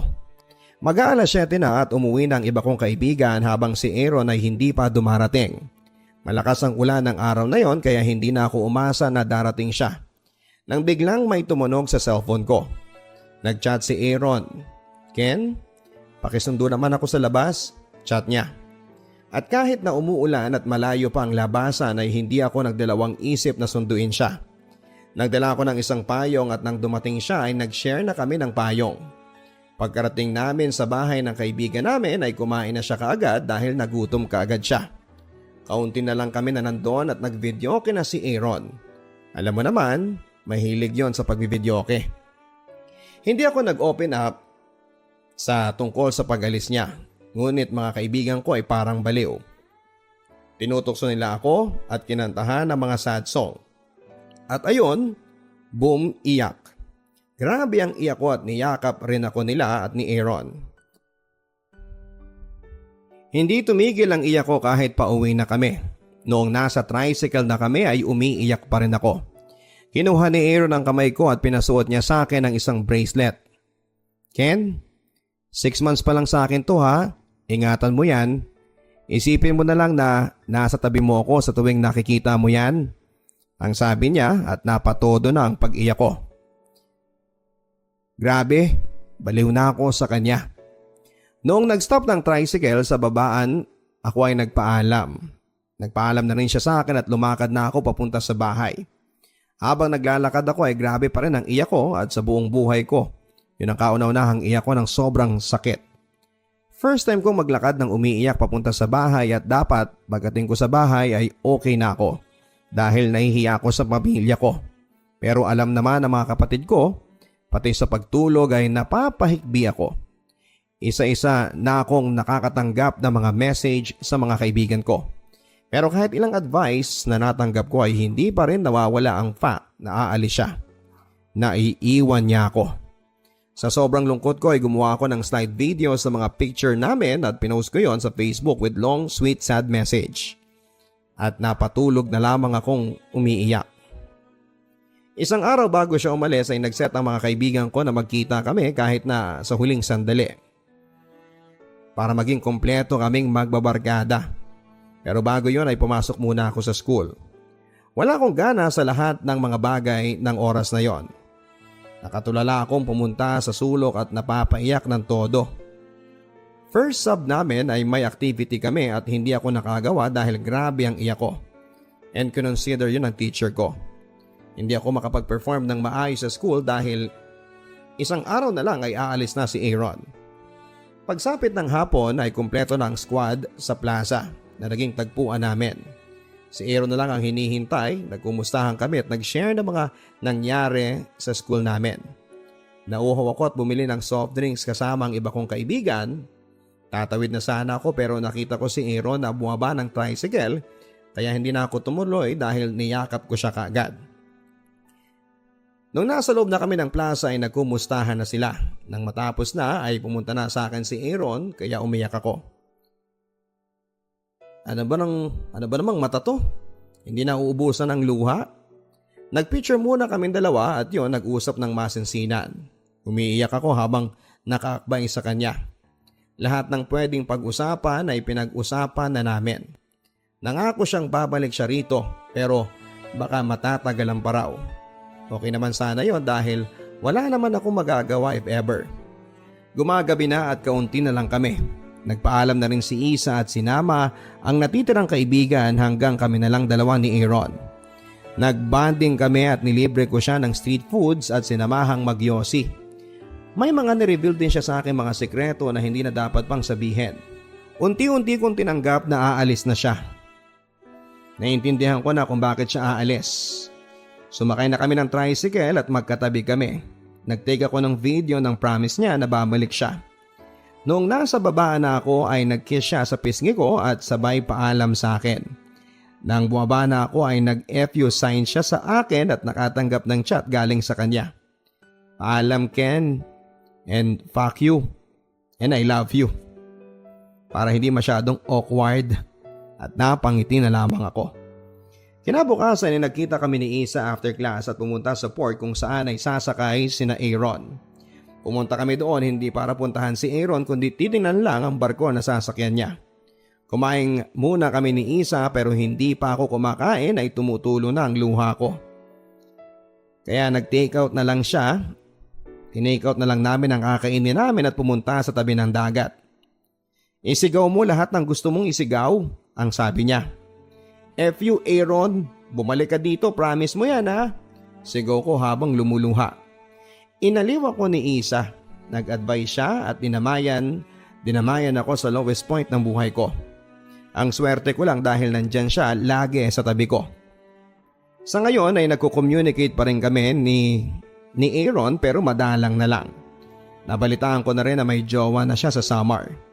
Masaya na ako para sa kanya ngayon, walang halong kabitiran ha. Okay naman. At sa mga panahong wala si Aaron sa tabi ko ay marami rin akong nakamit at naging ka-MU. May mga manliligaw na rin naman ako pero never na ako nagseryoso. Landian sa chat na lang ang ginagawa ko o di kaya ay nakikipag-meet din, hindi ako nagpaparamdam. Ayoko na kasing masaktang muli kaya pinipilit kong hindi ma-attach ng todo sa isang tao. Mararamdaman ko na rin naman if binigay na ni God yung tao para sa akin.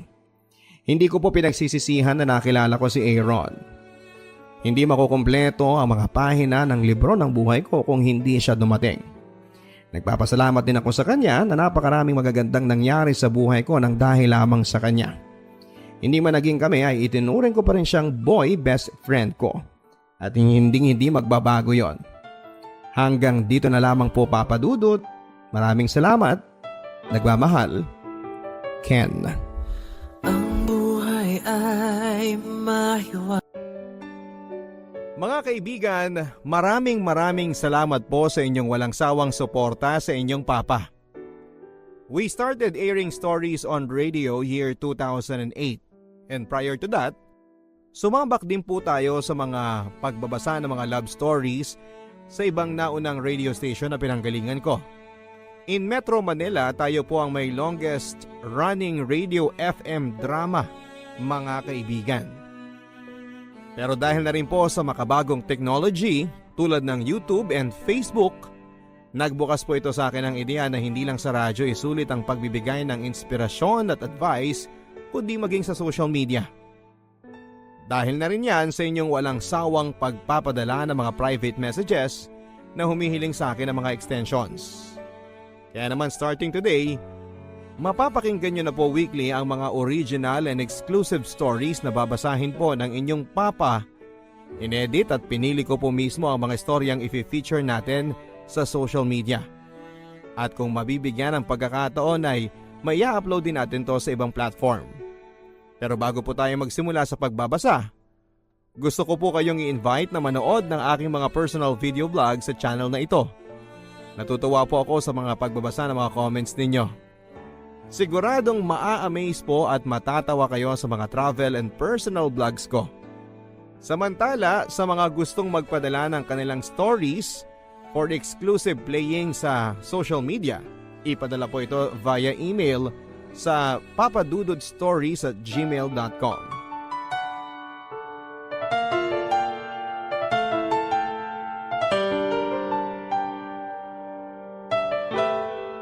Dear Papa Dudut, itago niyo po ako sa pangalang Ellie. Bunso ako sa 4 na magkakapatid at tubong Bicol. Hindi ko na lang po sasabihin ang eksaktong lugar namin sa Bicol para sa aming privacy at respeto na rin po sa kahilingan ng aking mga magulang na malayo sila sa kahihiyan. Kahit pa matagal na kaming wala sa Bicol, andun po kasi halos ang lahat ng aming angkan. May 2 dekada na rin kaming naninirahan dito sa Maynila. Bagamat hindi magarbo ang aming naging buhay sa syudad, ay masasabi ko naman pong naging masaya ang aming pamilya. Hindi istrikto si Papa.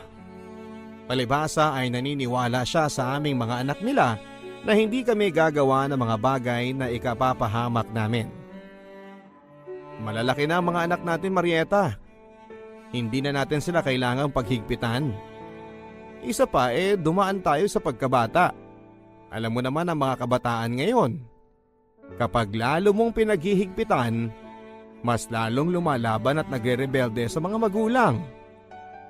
Madalas na paalala ni Papa kay Mama sa tuwing nagsisimulang maglitanya si Mama tungkol sa pag-uwi ko ng 10 oras ng gabi.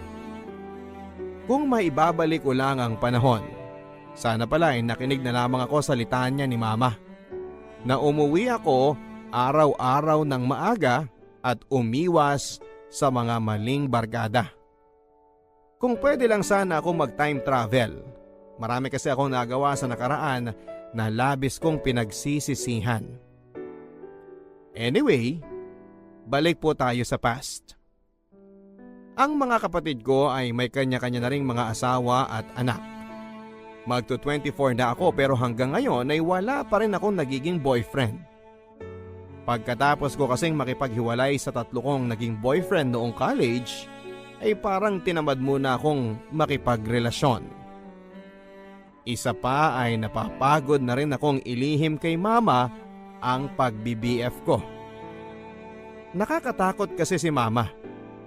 Baka masampal pa ako. Yun kasi ang lagi niyang panakot sa akin. Ang makakatikim ako sa kanya ng malutong na sampal kapag nagkamali akong magpabuntis sa kung sinong lalaki na walang matinong buhay. Unahin ko daw muna ang pag-aaral ko. Ibang-iba sila ni Papa kung gaano kaluwag sa amin si Papa ay siya namang higpit sa amin ni Mama. Buti na lang at nakatapos ako ng pag-aaral nang walang naging problema kay Mama na labis ko talagang pinagpapasalamat sa itaas. Sa totoo niyan, wala naman akong sineryoso sa lahat ng mga naging ex ko sa high school at college, Papa Dudut. May hinahanap kasi ako sa isang lalaki na hindi ko naman nakita sa mga naging karelasyon ko noon. Sabihin na nating picky o choosy ako at ayaw kong mapunta sa lalaking pwede na. Mas gusto ko yung lalaking pwede ko ding ipagmalaki sa lahat. Hindi naman po sa pagbubuhat ng sariling bangko, Papa Dudut, pero marami kasi ang nagsasabi sa akin na maganda daw ako. Kahawigan ko raw po si Angel Locsin, lalo na noong gumana pa siyang Darna sa GMA. Kasing sexy ko daw po kasi si Angel Locsin, sabi ng mga close friends ko sa opisina. Idagdag mo pa ang mapang-akit na mata kong tumitig. Isang araw ay lumapit sa akin ang isang office mate ko, si Rhea. May ipapakilala daw siya sa akin mamayang uwian. Oh, game ka na mamaya ha? Mabait si Jude. Yun nga lang, mahiyain pagdating sa'yo. Nagtataka nga ako sa kanya kasi hindi naman yun mahiyain dati. Pero parang sa'yo lang umurong yung dila niya at nawala yung self-esteem niya. Sigurado ka bang mapagkakatiwalaan yang Jude na yan? Oo naman, bes. Pinsang ko yun malinis ang record nun. Pagbibida pa ni Rhea sa pinsan niya na matagal na raw akong gustong makilala. Matangkad, makisig at maalaanghel ang kanyang mukha, Papa Dudut. At aaminin ko sa inyo, malakas ang dating niya sa akin.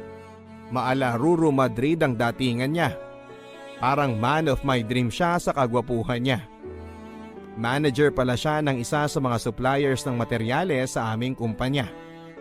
At dahil trabaho ko ang makipag-coordinate sa mga suppliers ng aming company, agad siyang nagkaroon ng dahilan para makuha ang CP number ko. Isang gabi ay nakatanggap ako ng text mula sa kanya. Hi! Good evening, Miss Ellie. Ang sabi niya sa text. Agad ko naman itong nireplyan ng good evening din po, may I help you? With matching smiley pa para hindi naman awkward sa kanya. Pero laking gulat ko sa naging sagot niya sa akin. Tinatanong niya ako kung may boyfriend na raw ba ako. Siyempre dahil tipo ko siyang lalaki, ay wala na rin akong paligoy-ligoy sa pagsasabi na wala. Matagal na akong single. Pagkatapos ng pangyayaring yon, ay napadalas na ang pag-uusap namin ni Jude. Madalas na rin ang paglo-load ko ng Anli noon para lang makapag-reply sa mga text niya. Lumampas na rin ako sa budget load ko monthly. Dahil hindi na rin ako nakontento sa text, tumatawag na rin ako sa kanya. Napadalas na rin ang pagdalaw niya sa office namin. At palagi pa niya akong inaabangan sa uwian para ihatid lang sa tinutuluyan ko. Nagrent na rin kasi ako ng apartment malapit sa opisina at weekly na lamang akong umuwi sa bahay namin. Hindi nga nagkamali si Rhea sa pagbibida sa pinsan niyang si Jude. Gwapo, mabait, maginoo at maalalahanin siya, Papa Dudut. Dahilan para mabilis na mahulog ang loob ko sa kanya. Wala pang isang buwan nang naging kami na, Papa Dudut. Talaga? Sinasagot mo na ako? Nakangiting reply ni Jude sa akin. Oo naman. Bakit? Ayaw mo ba? Sige, wag na lang. Noon naman ay natatawa ang sabi ko sa kanya.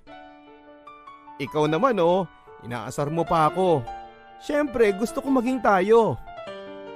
Thank you, Ellie ha. I love you. Mahal na mahal kita. Hindi ka magsisisi. Mas lalo ko sa iyong ipaparamdam na mahal kita. Excited at pasigaw na sabi ni Jude sa akin. Bakit ko nga ba patatagalin pa ang panliligaw niya sa akin, Papa Dudut? Kung sigurado naman ako sa nararamdaman ko para sa kanya. Ibang iba siya sa mga dati kong naging jowa, Papa Dudut. Siya yung masasabi kong boyfriend material at maraming babae ang naiinggit sa akin sa tuwing nakalingkis ako kay Jude every time na namamasyal kami sa mall. Kitang-kita ko yon sa mga mata nila habang nakatitig sa aming dalawa ni Jude. Sorry na lang girls, taken na siya. Mga salitang tumatakbo sa isipan ko habang nakatingin din sa mga babaeng napapatingin sa amin ni Jude. Alam kong inggit na inggit sila sa akin. Ramdam na ramdam ko papadudot na mahal naman ako ni Jude. Ibang klase kasi ang pag-aalaga na ginagawa niya sa akin. Pakiramdam ko ay para akong prinsesa kung ituring niya ako. Isang linggo bago magpasko ay niyaya ako ni Jude na lumabas kasama ang kanyang mga katrabaho. Nagpunta kami sa isang bar at doon ay nadatnan namin sila ni Jude kasama ang kanilang mga jowa. Lumalim na ang gabi at napasarap na ang aming inuman hanggang sa inaya ko nang umuwi si Jude. Uwi na tayo, Han. Nahihilo na kasi ako eh. Ang sabi ko sa kanya habang nakahawak ako sa ulo ko. Pagkatapos noon ay iniwan na namin ang mga katrabaho ni Jude at nauna na kaming umalis sa bar. Sa apartment ko na lang muna tayo tumambay, Ellie. Mas malapit yun kaysa sa bahay ninyo. Isa pa, ayaw na kitang ipahatid pa sa taxi. Masyado nang malalim ang gabi, ang sabi ni Jude. Pumayag ako na sa apartment na lamang ni Jude ako makitulog. Masyado na rin kasing gabi at nahihilo na ako ng mga oras na yon. Dumating kami sa apartment at doon ay nakaramdam ako ng kakaibang init sa katawan. Dala marahil ng alak. Pinagbihis naman ako ni Jude dahil masyadong araw mainit ang suot-suot ko. Ang init pa rin talaga, Han eh. Iba ang effect sa akin ng alak, Jude. Parang namumula na yung buong katawan ko, ang sabi ko sa kanya. O sige, mag-shower ka muna para mahimasmasan ka.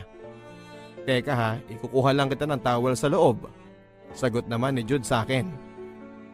Sige Han, iabot mo na lang sa akin yung towel sa loob ng shower room. Pahabol na sabi ko sa kanya habang papunta na ako sa loob ng shower room. Oh Han, bakit pumasok ka na sa loob ng shower room at bakit? Gulat at nagtatakang sabi ko kay Jude, papadudot. Naputol na rin ang sasabihin ko sa kanya nang makita ko itong nasa harapan ko na wala na itong saplot. Pero imbis na sumagot si Jude ay niyakap niya ako ng mahigpit, papadudot. Sinamahan na rin niya akong maligo sa shower room at doon ay may nangyari sa aming dalawa. Kakaibang experience yon at kakaibang saya ang aming pinadama sa bawat isa. Damang-dama ko ang init ng pagmamahal niya sa akin, papadudot. Hindi ko expected na sa ganoong paraan pa pala may mangyayari sa aming dalawa. Bigla na lang akong nanghina at naniga sa mga oras na yon. Kaya naman hindi ko na rin napigilan si Jude at hinayaan ko lang siyang maangkin ang aking pagkababae. Nilunod namin ang aming mga sarili sa ligaya, sa buong magdamag.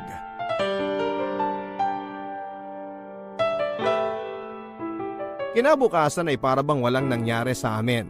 Sa totoo niyan ay nahihiya akong pag-usapan kung paanong hinayaan ko na lamang siyang angkinin ang pagkababae ko ng gabing yon. Pagkatapos kong mag-almusal sa apartment niya ay hinatid na niya ako sa bahay namin. Pinabaunan ko na lamang siya ng goodbye kiss matapos niya akong maihatid sa bahay. Kung may nagbago man sa relasyon namin matapos na may mangyari sa amin, papadudot, ay yung mas lalo siyang naging sweet sa akin. At dahil dito ay mas lalo kong napatunayan, papadudot, na deserving siya sa pagmamahal ko. Ibang-iba siya sa mga lalaking nakilala ko at nababalitaan ko. Nanatili ang respeto niya sa akin. Kahit pa may nangyari sa aming dalawa, pakiramdam ko pa nga minsan mas lalo pa yatang naging caring si Jude sa akin, at dahil nga dito ay mas lalo akong naniwala sa kanya na siya na nga ang lalaking pinagkaloob ni God sa akin. Hindi lang isa, papadudot, kundi maraming beses na may nangyari sa aming dalawa. Madalas kapag walang tao sa bahay o sa apartment nila, namin ginagawa yon. Naglalaan din ng budget si Jude para makapasok kami sa iba't ibang hotel sa Manila. Hanggang sa isang araw, nangyari ang isang bagay na hindi pa ako handa at hindi ko inaasahan. 2 buwan ang nakakalipas pero hindi pa rin ako dinadatnan. Sinubukan ko muna ang pregnancy test at positive kaagad ang lumabas na resulta. Hindi. Hindi ito maaari. Hindi pa ako handa. Ang sabi ko sa sarili ko. Hindi pwedeng magbuntis ako. Nanginginig na sabi ko sa sarili ko habang nakaharap pa ako sa salamin ng CR namin. Hindi ako maaaring magbuntis na si Jude ang ama, Papa Dudut, dahil pinagtapat na sa akin ang lahat ni Jude. May mas nauna raw siyang kinakasama at may anak na siya sa probinsya. Pero sa kabila ng lahat ng katotohanang bumulaga sa harapan ko ay pinili ko pa ring magbulag-bulagan, Papa Dudut. Hinayaan ko pa ring may mangyari sa amin ang paulit-ulit. Dahilan nga para mabuntis ako. Nag-iingat naman ako. Ang sabi ko pa sa sarili ko, umiinom kasi ako ng contraceptive. Ng mga panahon na naging active na ako sa kanya. Pero hindi pala sasapat yon, lalo na kung super active kami. Nagpa-check up ako sa doktor para makasigurado, Papa Dudut. At doon ko nga nakumpirma na buntis ako. Agad kong sinabi kay Jude ang balitang nagdadalang tao ako pero hindi ko inaasahan ang naging reaksyon niya, Papa Dudut. Tulad ng sinabi ko sa iyo noon, may kinakasama na ako sa probinsya, Ellie. Hindi ko pwedeng sabihin sa kanya na nakabuntis ako sa Manila dahil siguradong papatayin tayo ng mga kamag-anak ni Sheila. Gusto kong ipalaglag mo yung batang yan. Tutal, dugo pa lang naman yan. Pasinghal na sabi ni Jude sa akin. Ayaw niyang panagutan ang anak naming dalawa dahil hindi pa raw siya handang maging ama at nababahala siya para sa safety naming dalawa. Hindi daw niya alam kung paano ito ipagtatapat at sasabihin sa kinakasama niya sa probinsya. Para lang siyang timang, Papa Dudut, hindi ba?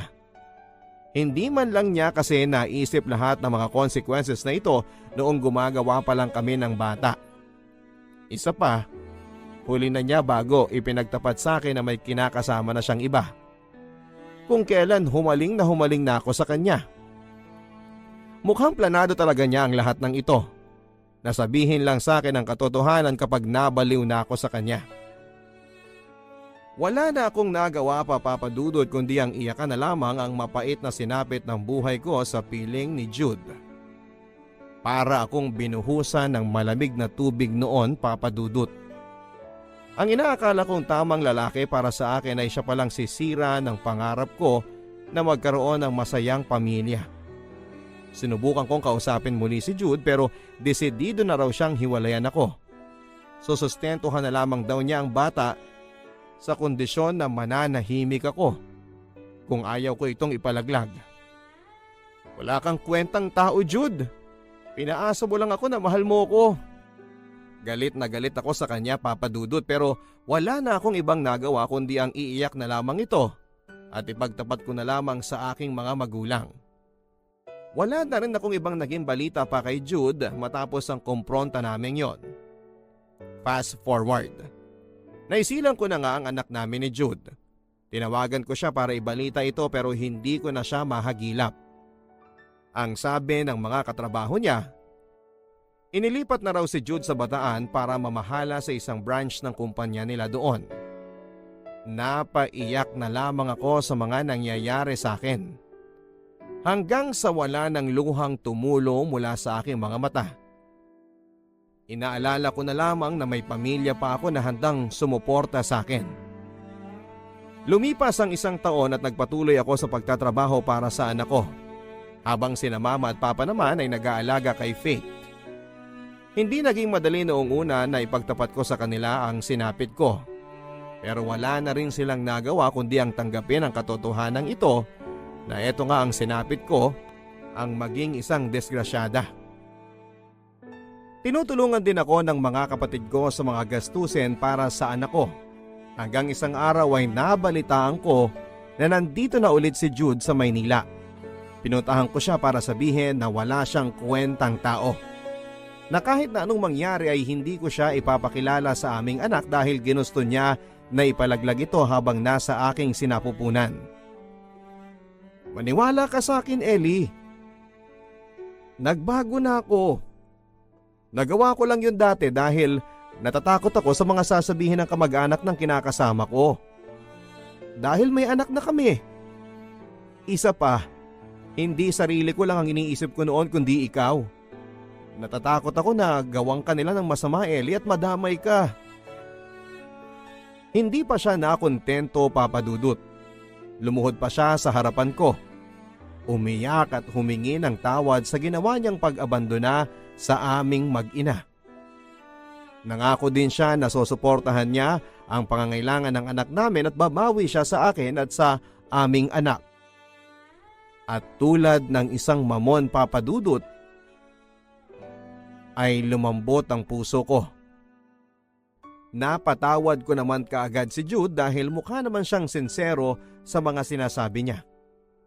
Naging magaan at masaya ako sa mga oras na kapiling ko si Jude. Pakiramdam ko ay para akong pilay na nabigyan ng saklay. Bagamat hindi niya pwedeng makita ang aming anak dahil paniguradong magagalit sina mama at papa kapag nalaman nilang nakikipagkita ulit ako sa kanya, ay mahal ko pa rin talaga si Jude, Papa Dudut.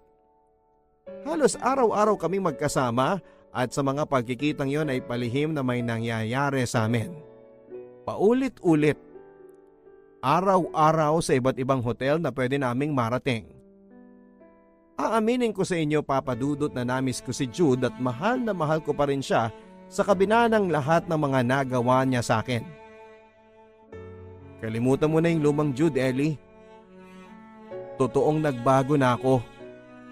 Hayaan mong patunayan ko sa iyong mahal kita. Kayo ng anak ko. Hahalikan na kita, Ellie. Namiss mo ba ako?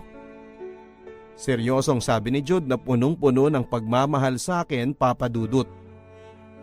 Makalipas ang ilang buwan ay naramdaman kong nagdadalang tao na naman ako. Hindi na bago sa akin yon kaya sigurado ako sa nararamdaman ko sa katawan ko. Takot na takot ako at naguguluhan dahil hindi ko alam ang sasabihin ko kina mama at papa. Tinext ko si Jude at sinabi kong buntis ako at buong magdamag ko siyang tinatawagan at tinetext, pero lumipas ang 2 araw, ni Haniho ay wala akong nakuhang sagot mula sa kanya. Hindi ko pa rin siya mahagilap. Sumagi na sa isipan ko na mukhang naulit na naman ang nangyari sa amin noon. Naisahan na naman ako ni Jude. Hanggang sa narinig ko na lang mula sa mga katrabaho niya na nag-resign na ito sa trabaho niya at wala din silang balita dito. Ipinagtapat ko sa aking mga magulang na nabuntis na naman ako. At si Jude pa rin ang ama nito. Dahil dito, Papa Dudut, ay nangyari na ang inaasahan ko. Nagalit si Papa. Nasampal niya ako. Wala kang kwentang babae ka? Hindi ka ba nahihiya sa amin ng mama mo? Wala kang narinig na sumbat sa amin nung una kang nagkamali sa lalaking yan. Pero ngayon, Ellie, malaki ding sampal sa mukha namin ang ginawa mo sa amin ng mama mo. Noon naman ay umiiyak na sabi ni Papa. Masakit para sa akin na marinig ang lahat ng ito mula kay Papa. Mas inaasahan ko kasi na si Mama ang manunumbat sa akin dahil sa hindi naman ugali ni Papa ang pagalitan kaming magkakapatid. Pero ngayon ay ibang usapan na. Mukhang napuno na sa akin si Papa. Hindi lang kasi sumbat kundi nasampal pa niya ako. Mabilis na kumalat ang balitang buntis na naman ako sa pangalawang pagkakataon, Papa Dudut.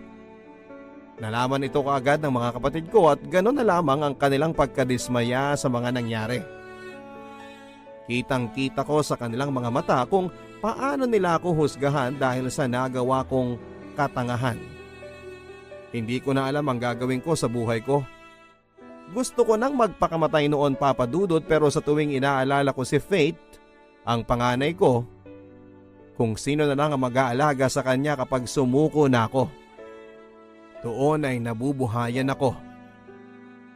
Pinalayas ako nila mama at papa sa sobrang galit nila sa akin. Hindi nila pinasama ang anak ko. Nagawa ko raw ito ng mag-isa kaya't dapat kong panindigan ng nag-iisa.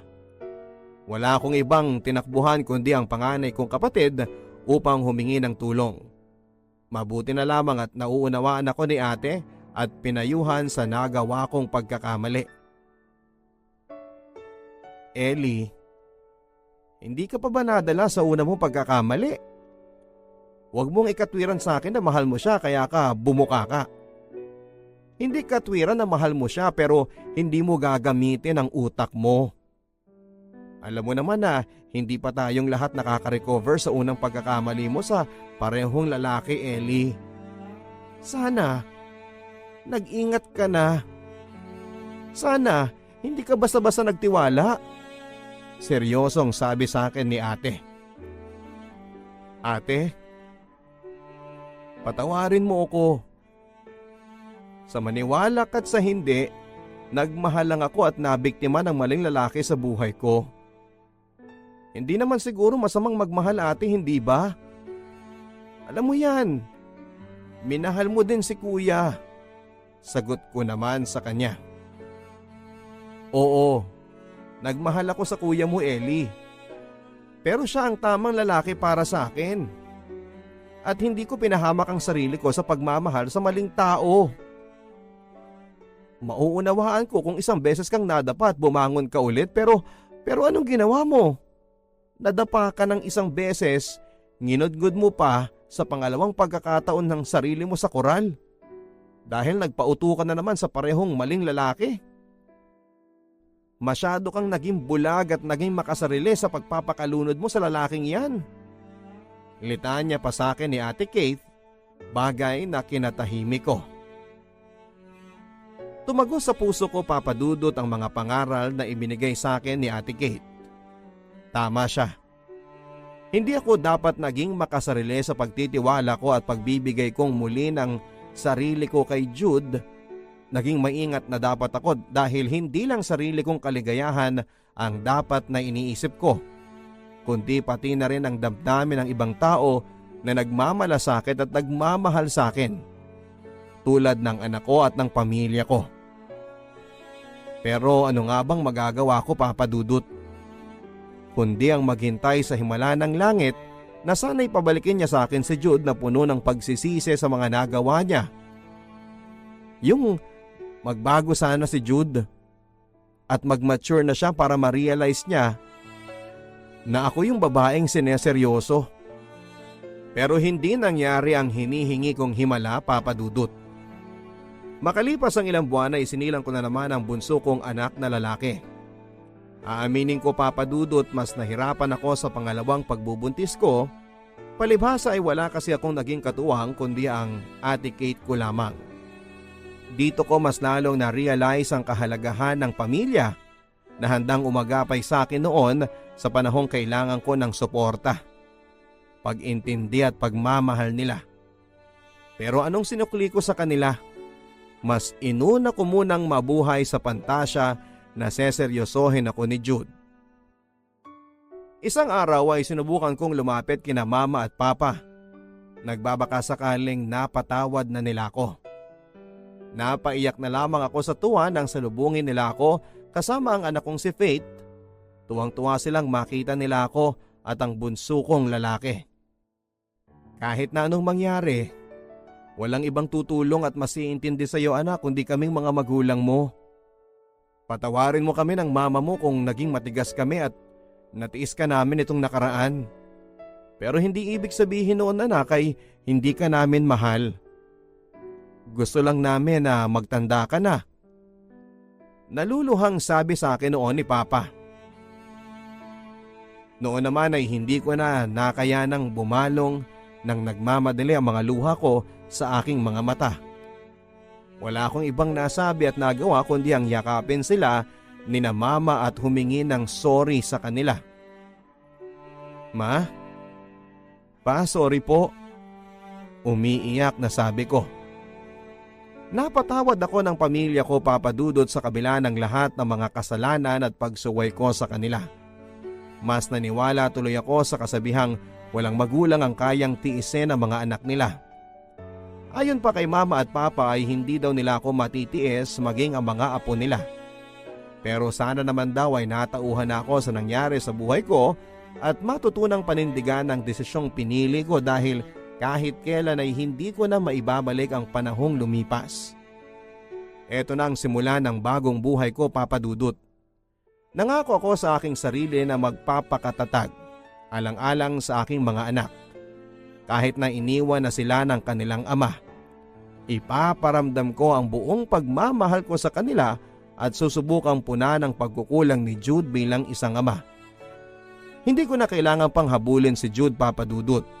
Ang mahalaga ay napatawad ako ng mahal ko sa buhay at nananatili pa rin silang nakaagapay sa akin sa kabila ng mga nangyari at mga pagkakamaling nagawa ko. Ang huling balita ko kay Jude ay nakademanda daw po ito matapos silang mahuli ng asawa ng bago nitong babae. Bukod sa nakademanda na ay halos manghiram na raw po ito ng mukha sa aso matapos ipabugbog ng asawa ng babaeng kinalantari at nabuntis pa niya. Mukhang nagbibilang ng maraming panganay si Jude sa iba't ibang babae.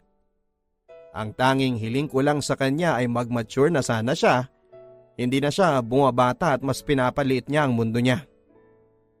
Sa ngayon po ay mas pagtutuunan ko na lamang ng pansin ng aking mga anak. Papalakihin sila ng maayos nang sa ganon ay maging mabuting tao sila pagdating ng panahon. Dahil ang mga anak ay regalo sa akin ng may kapal at hindi dapat isiping bunga lamang sila ng pagkakamali at katangahan. Para sa akin, sila ang pinakamagandang regalong natanggap ko sa buong buhay ko. Hindi na po ko sa inyo magtatago ng bagong detalye ng buhay ko. Meron pong bagong lalaki na umaaligid sa akin. Si Boyet, isang engineer. Gwapo, mabait at binata po si Boyet. Madalas din po ang pagkikita namin after ng work para lubos ko siyang makilala. Sana po sa pagkakataong ito ay si Boyet na po ang lalaking nararapat para sa akin. Aaminin ko na unti-unti na po akong nade-develop sa kanya. Ayaw ko lang pong magmadali muna. Gusto ko this time ay makilala ko muna siya ng lubos bago ako tuluyang mahulog sa kanya. Hanggang dito na lamang po ang aking kwento at sana po ay nagustuhan ninyo ang aking storya. Sa mga nakikinig po, isa po akong babaeng nagmahal, nasaktan, nagmahal muli, sinaktan muli pero proud na bumabangon hindi lang para sa sarili ko kundi para sa mga taong minamahal ko. Ang inyong tagahanga, Ellie of Manila. Ang buhay ay mahiwaga, laging may lungkot at saya. Sa Papa Dudut Stories, laging may karamay ka. Parte na nga ng buhay ng isang tao ang magkamali. Nakakagawa tayo ng mga bagay na maaari nating pagsisihan sa bandang huli. Minsan nga ay hinihiling pa natin na sana ay mabalikan natin ang mga panahong pwede nating maitama ang mga pagkakamali nating nagawa. Huwag lang nating kakalimutan na hindi laging madali ang buhay. Ito ay isang mahabang proseso at haharap tayo sa mga pagsubok at marami sa mga ito ang magdudulot sa atin ng sobrang sakit. Pero sa mga naranasan nating ito ay meron naman tayong natututunan. Mabuti man ang epekto o masama, ito naman ang nagpapatibay sa atin bilang isang tao. Ika nga nila, experience is the best teacher but dealing with your weakness is a virtue.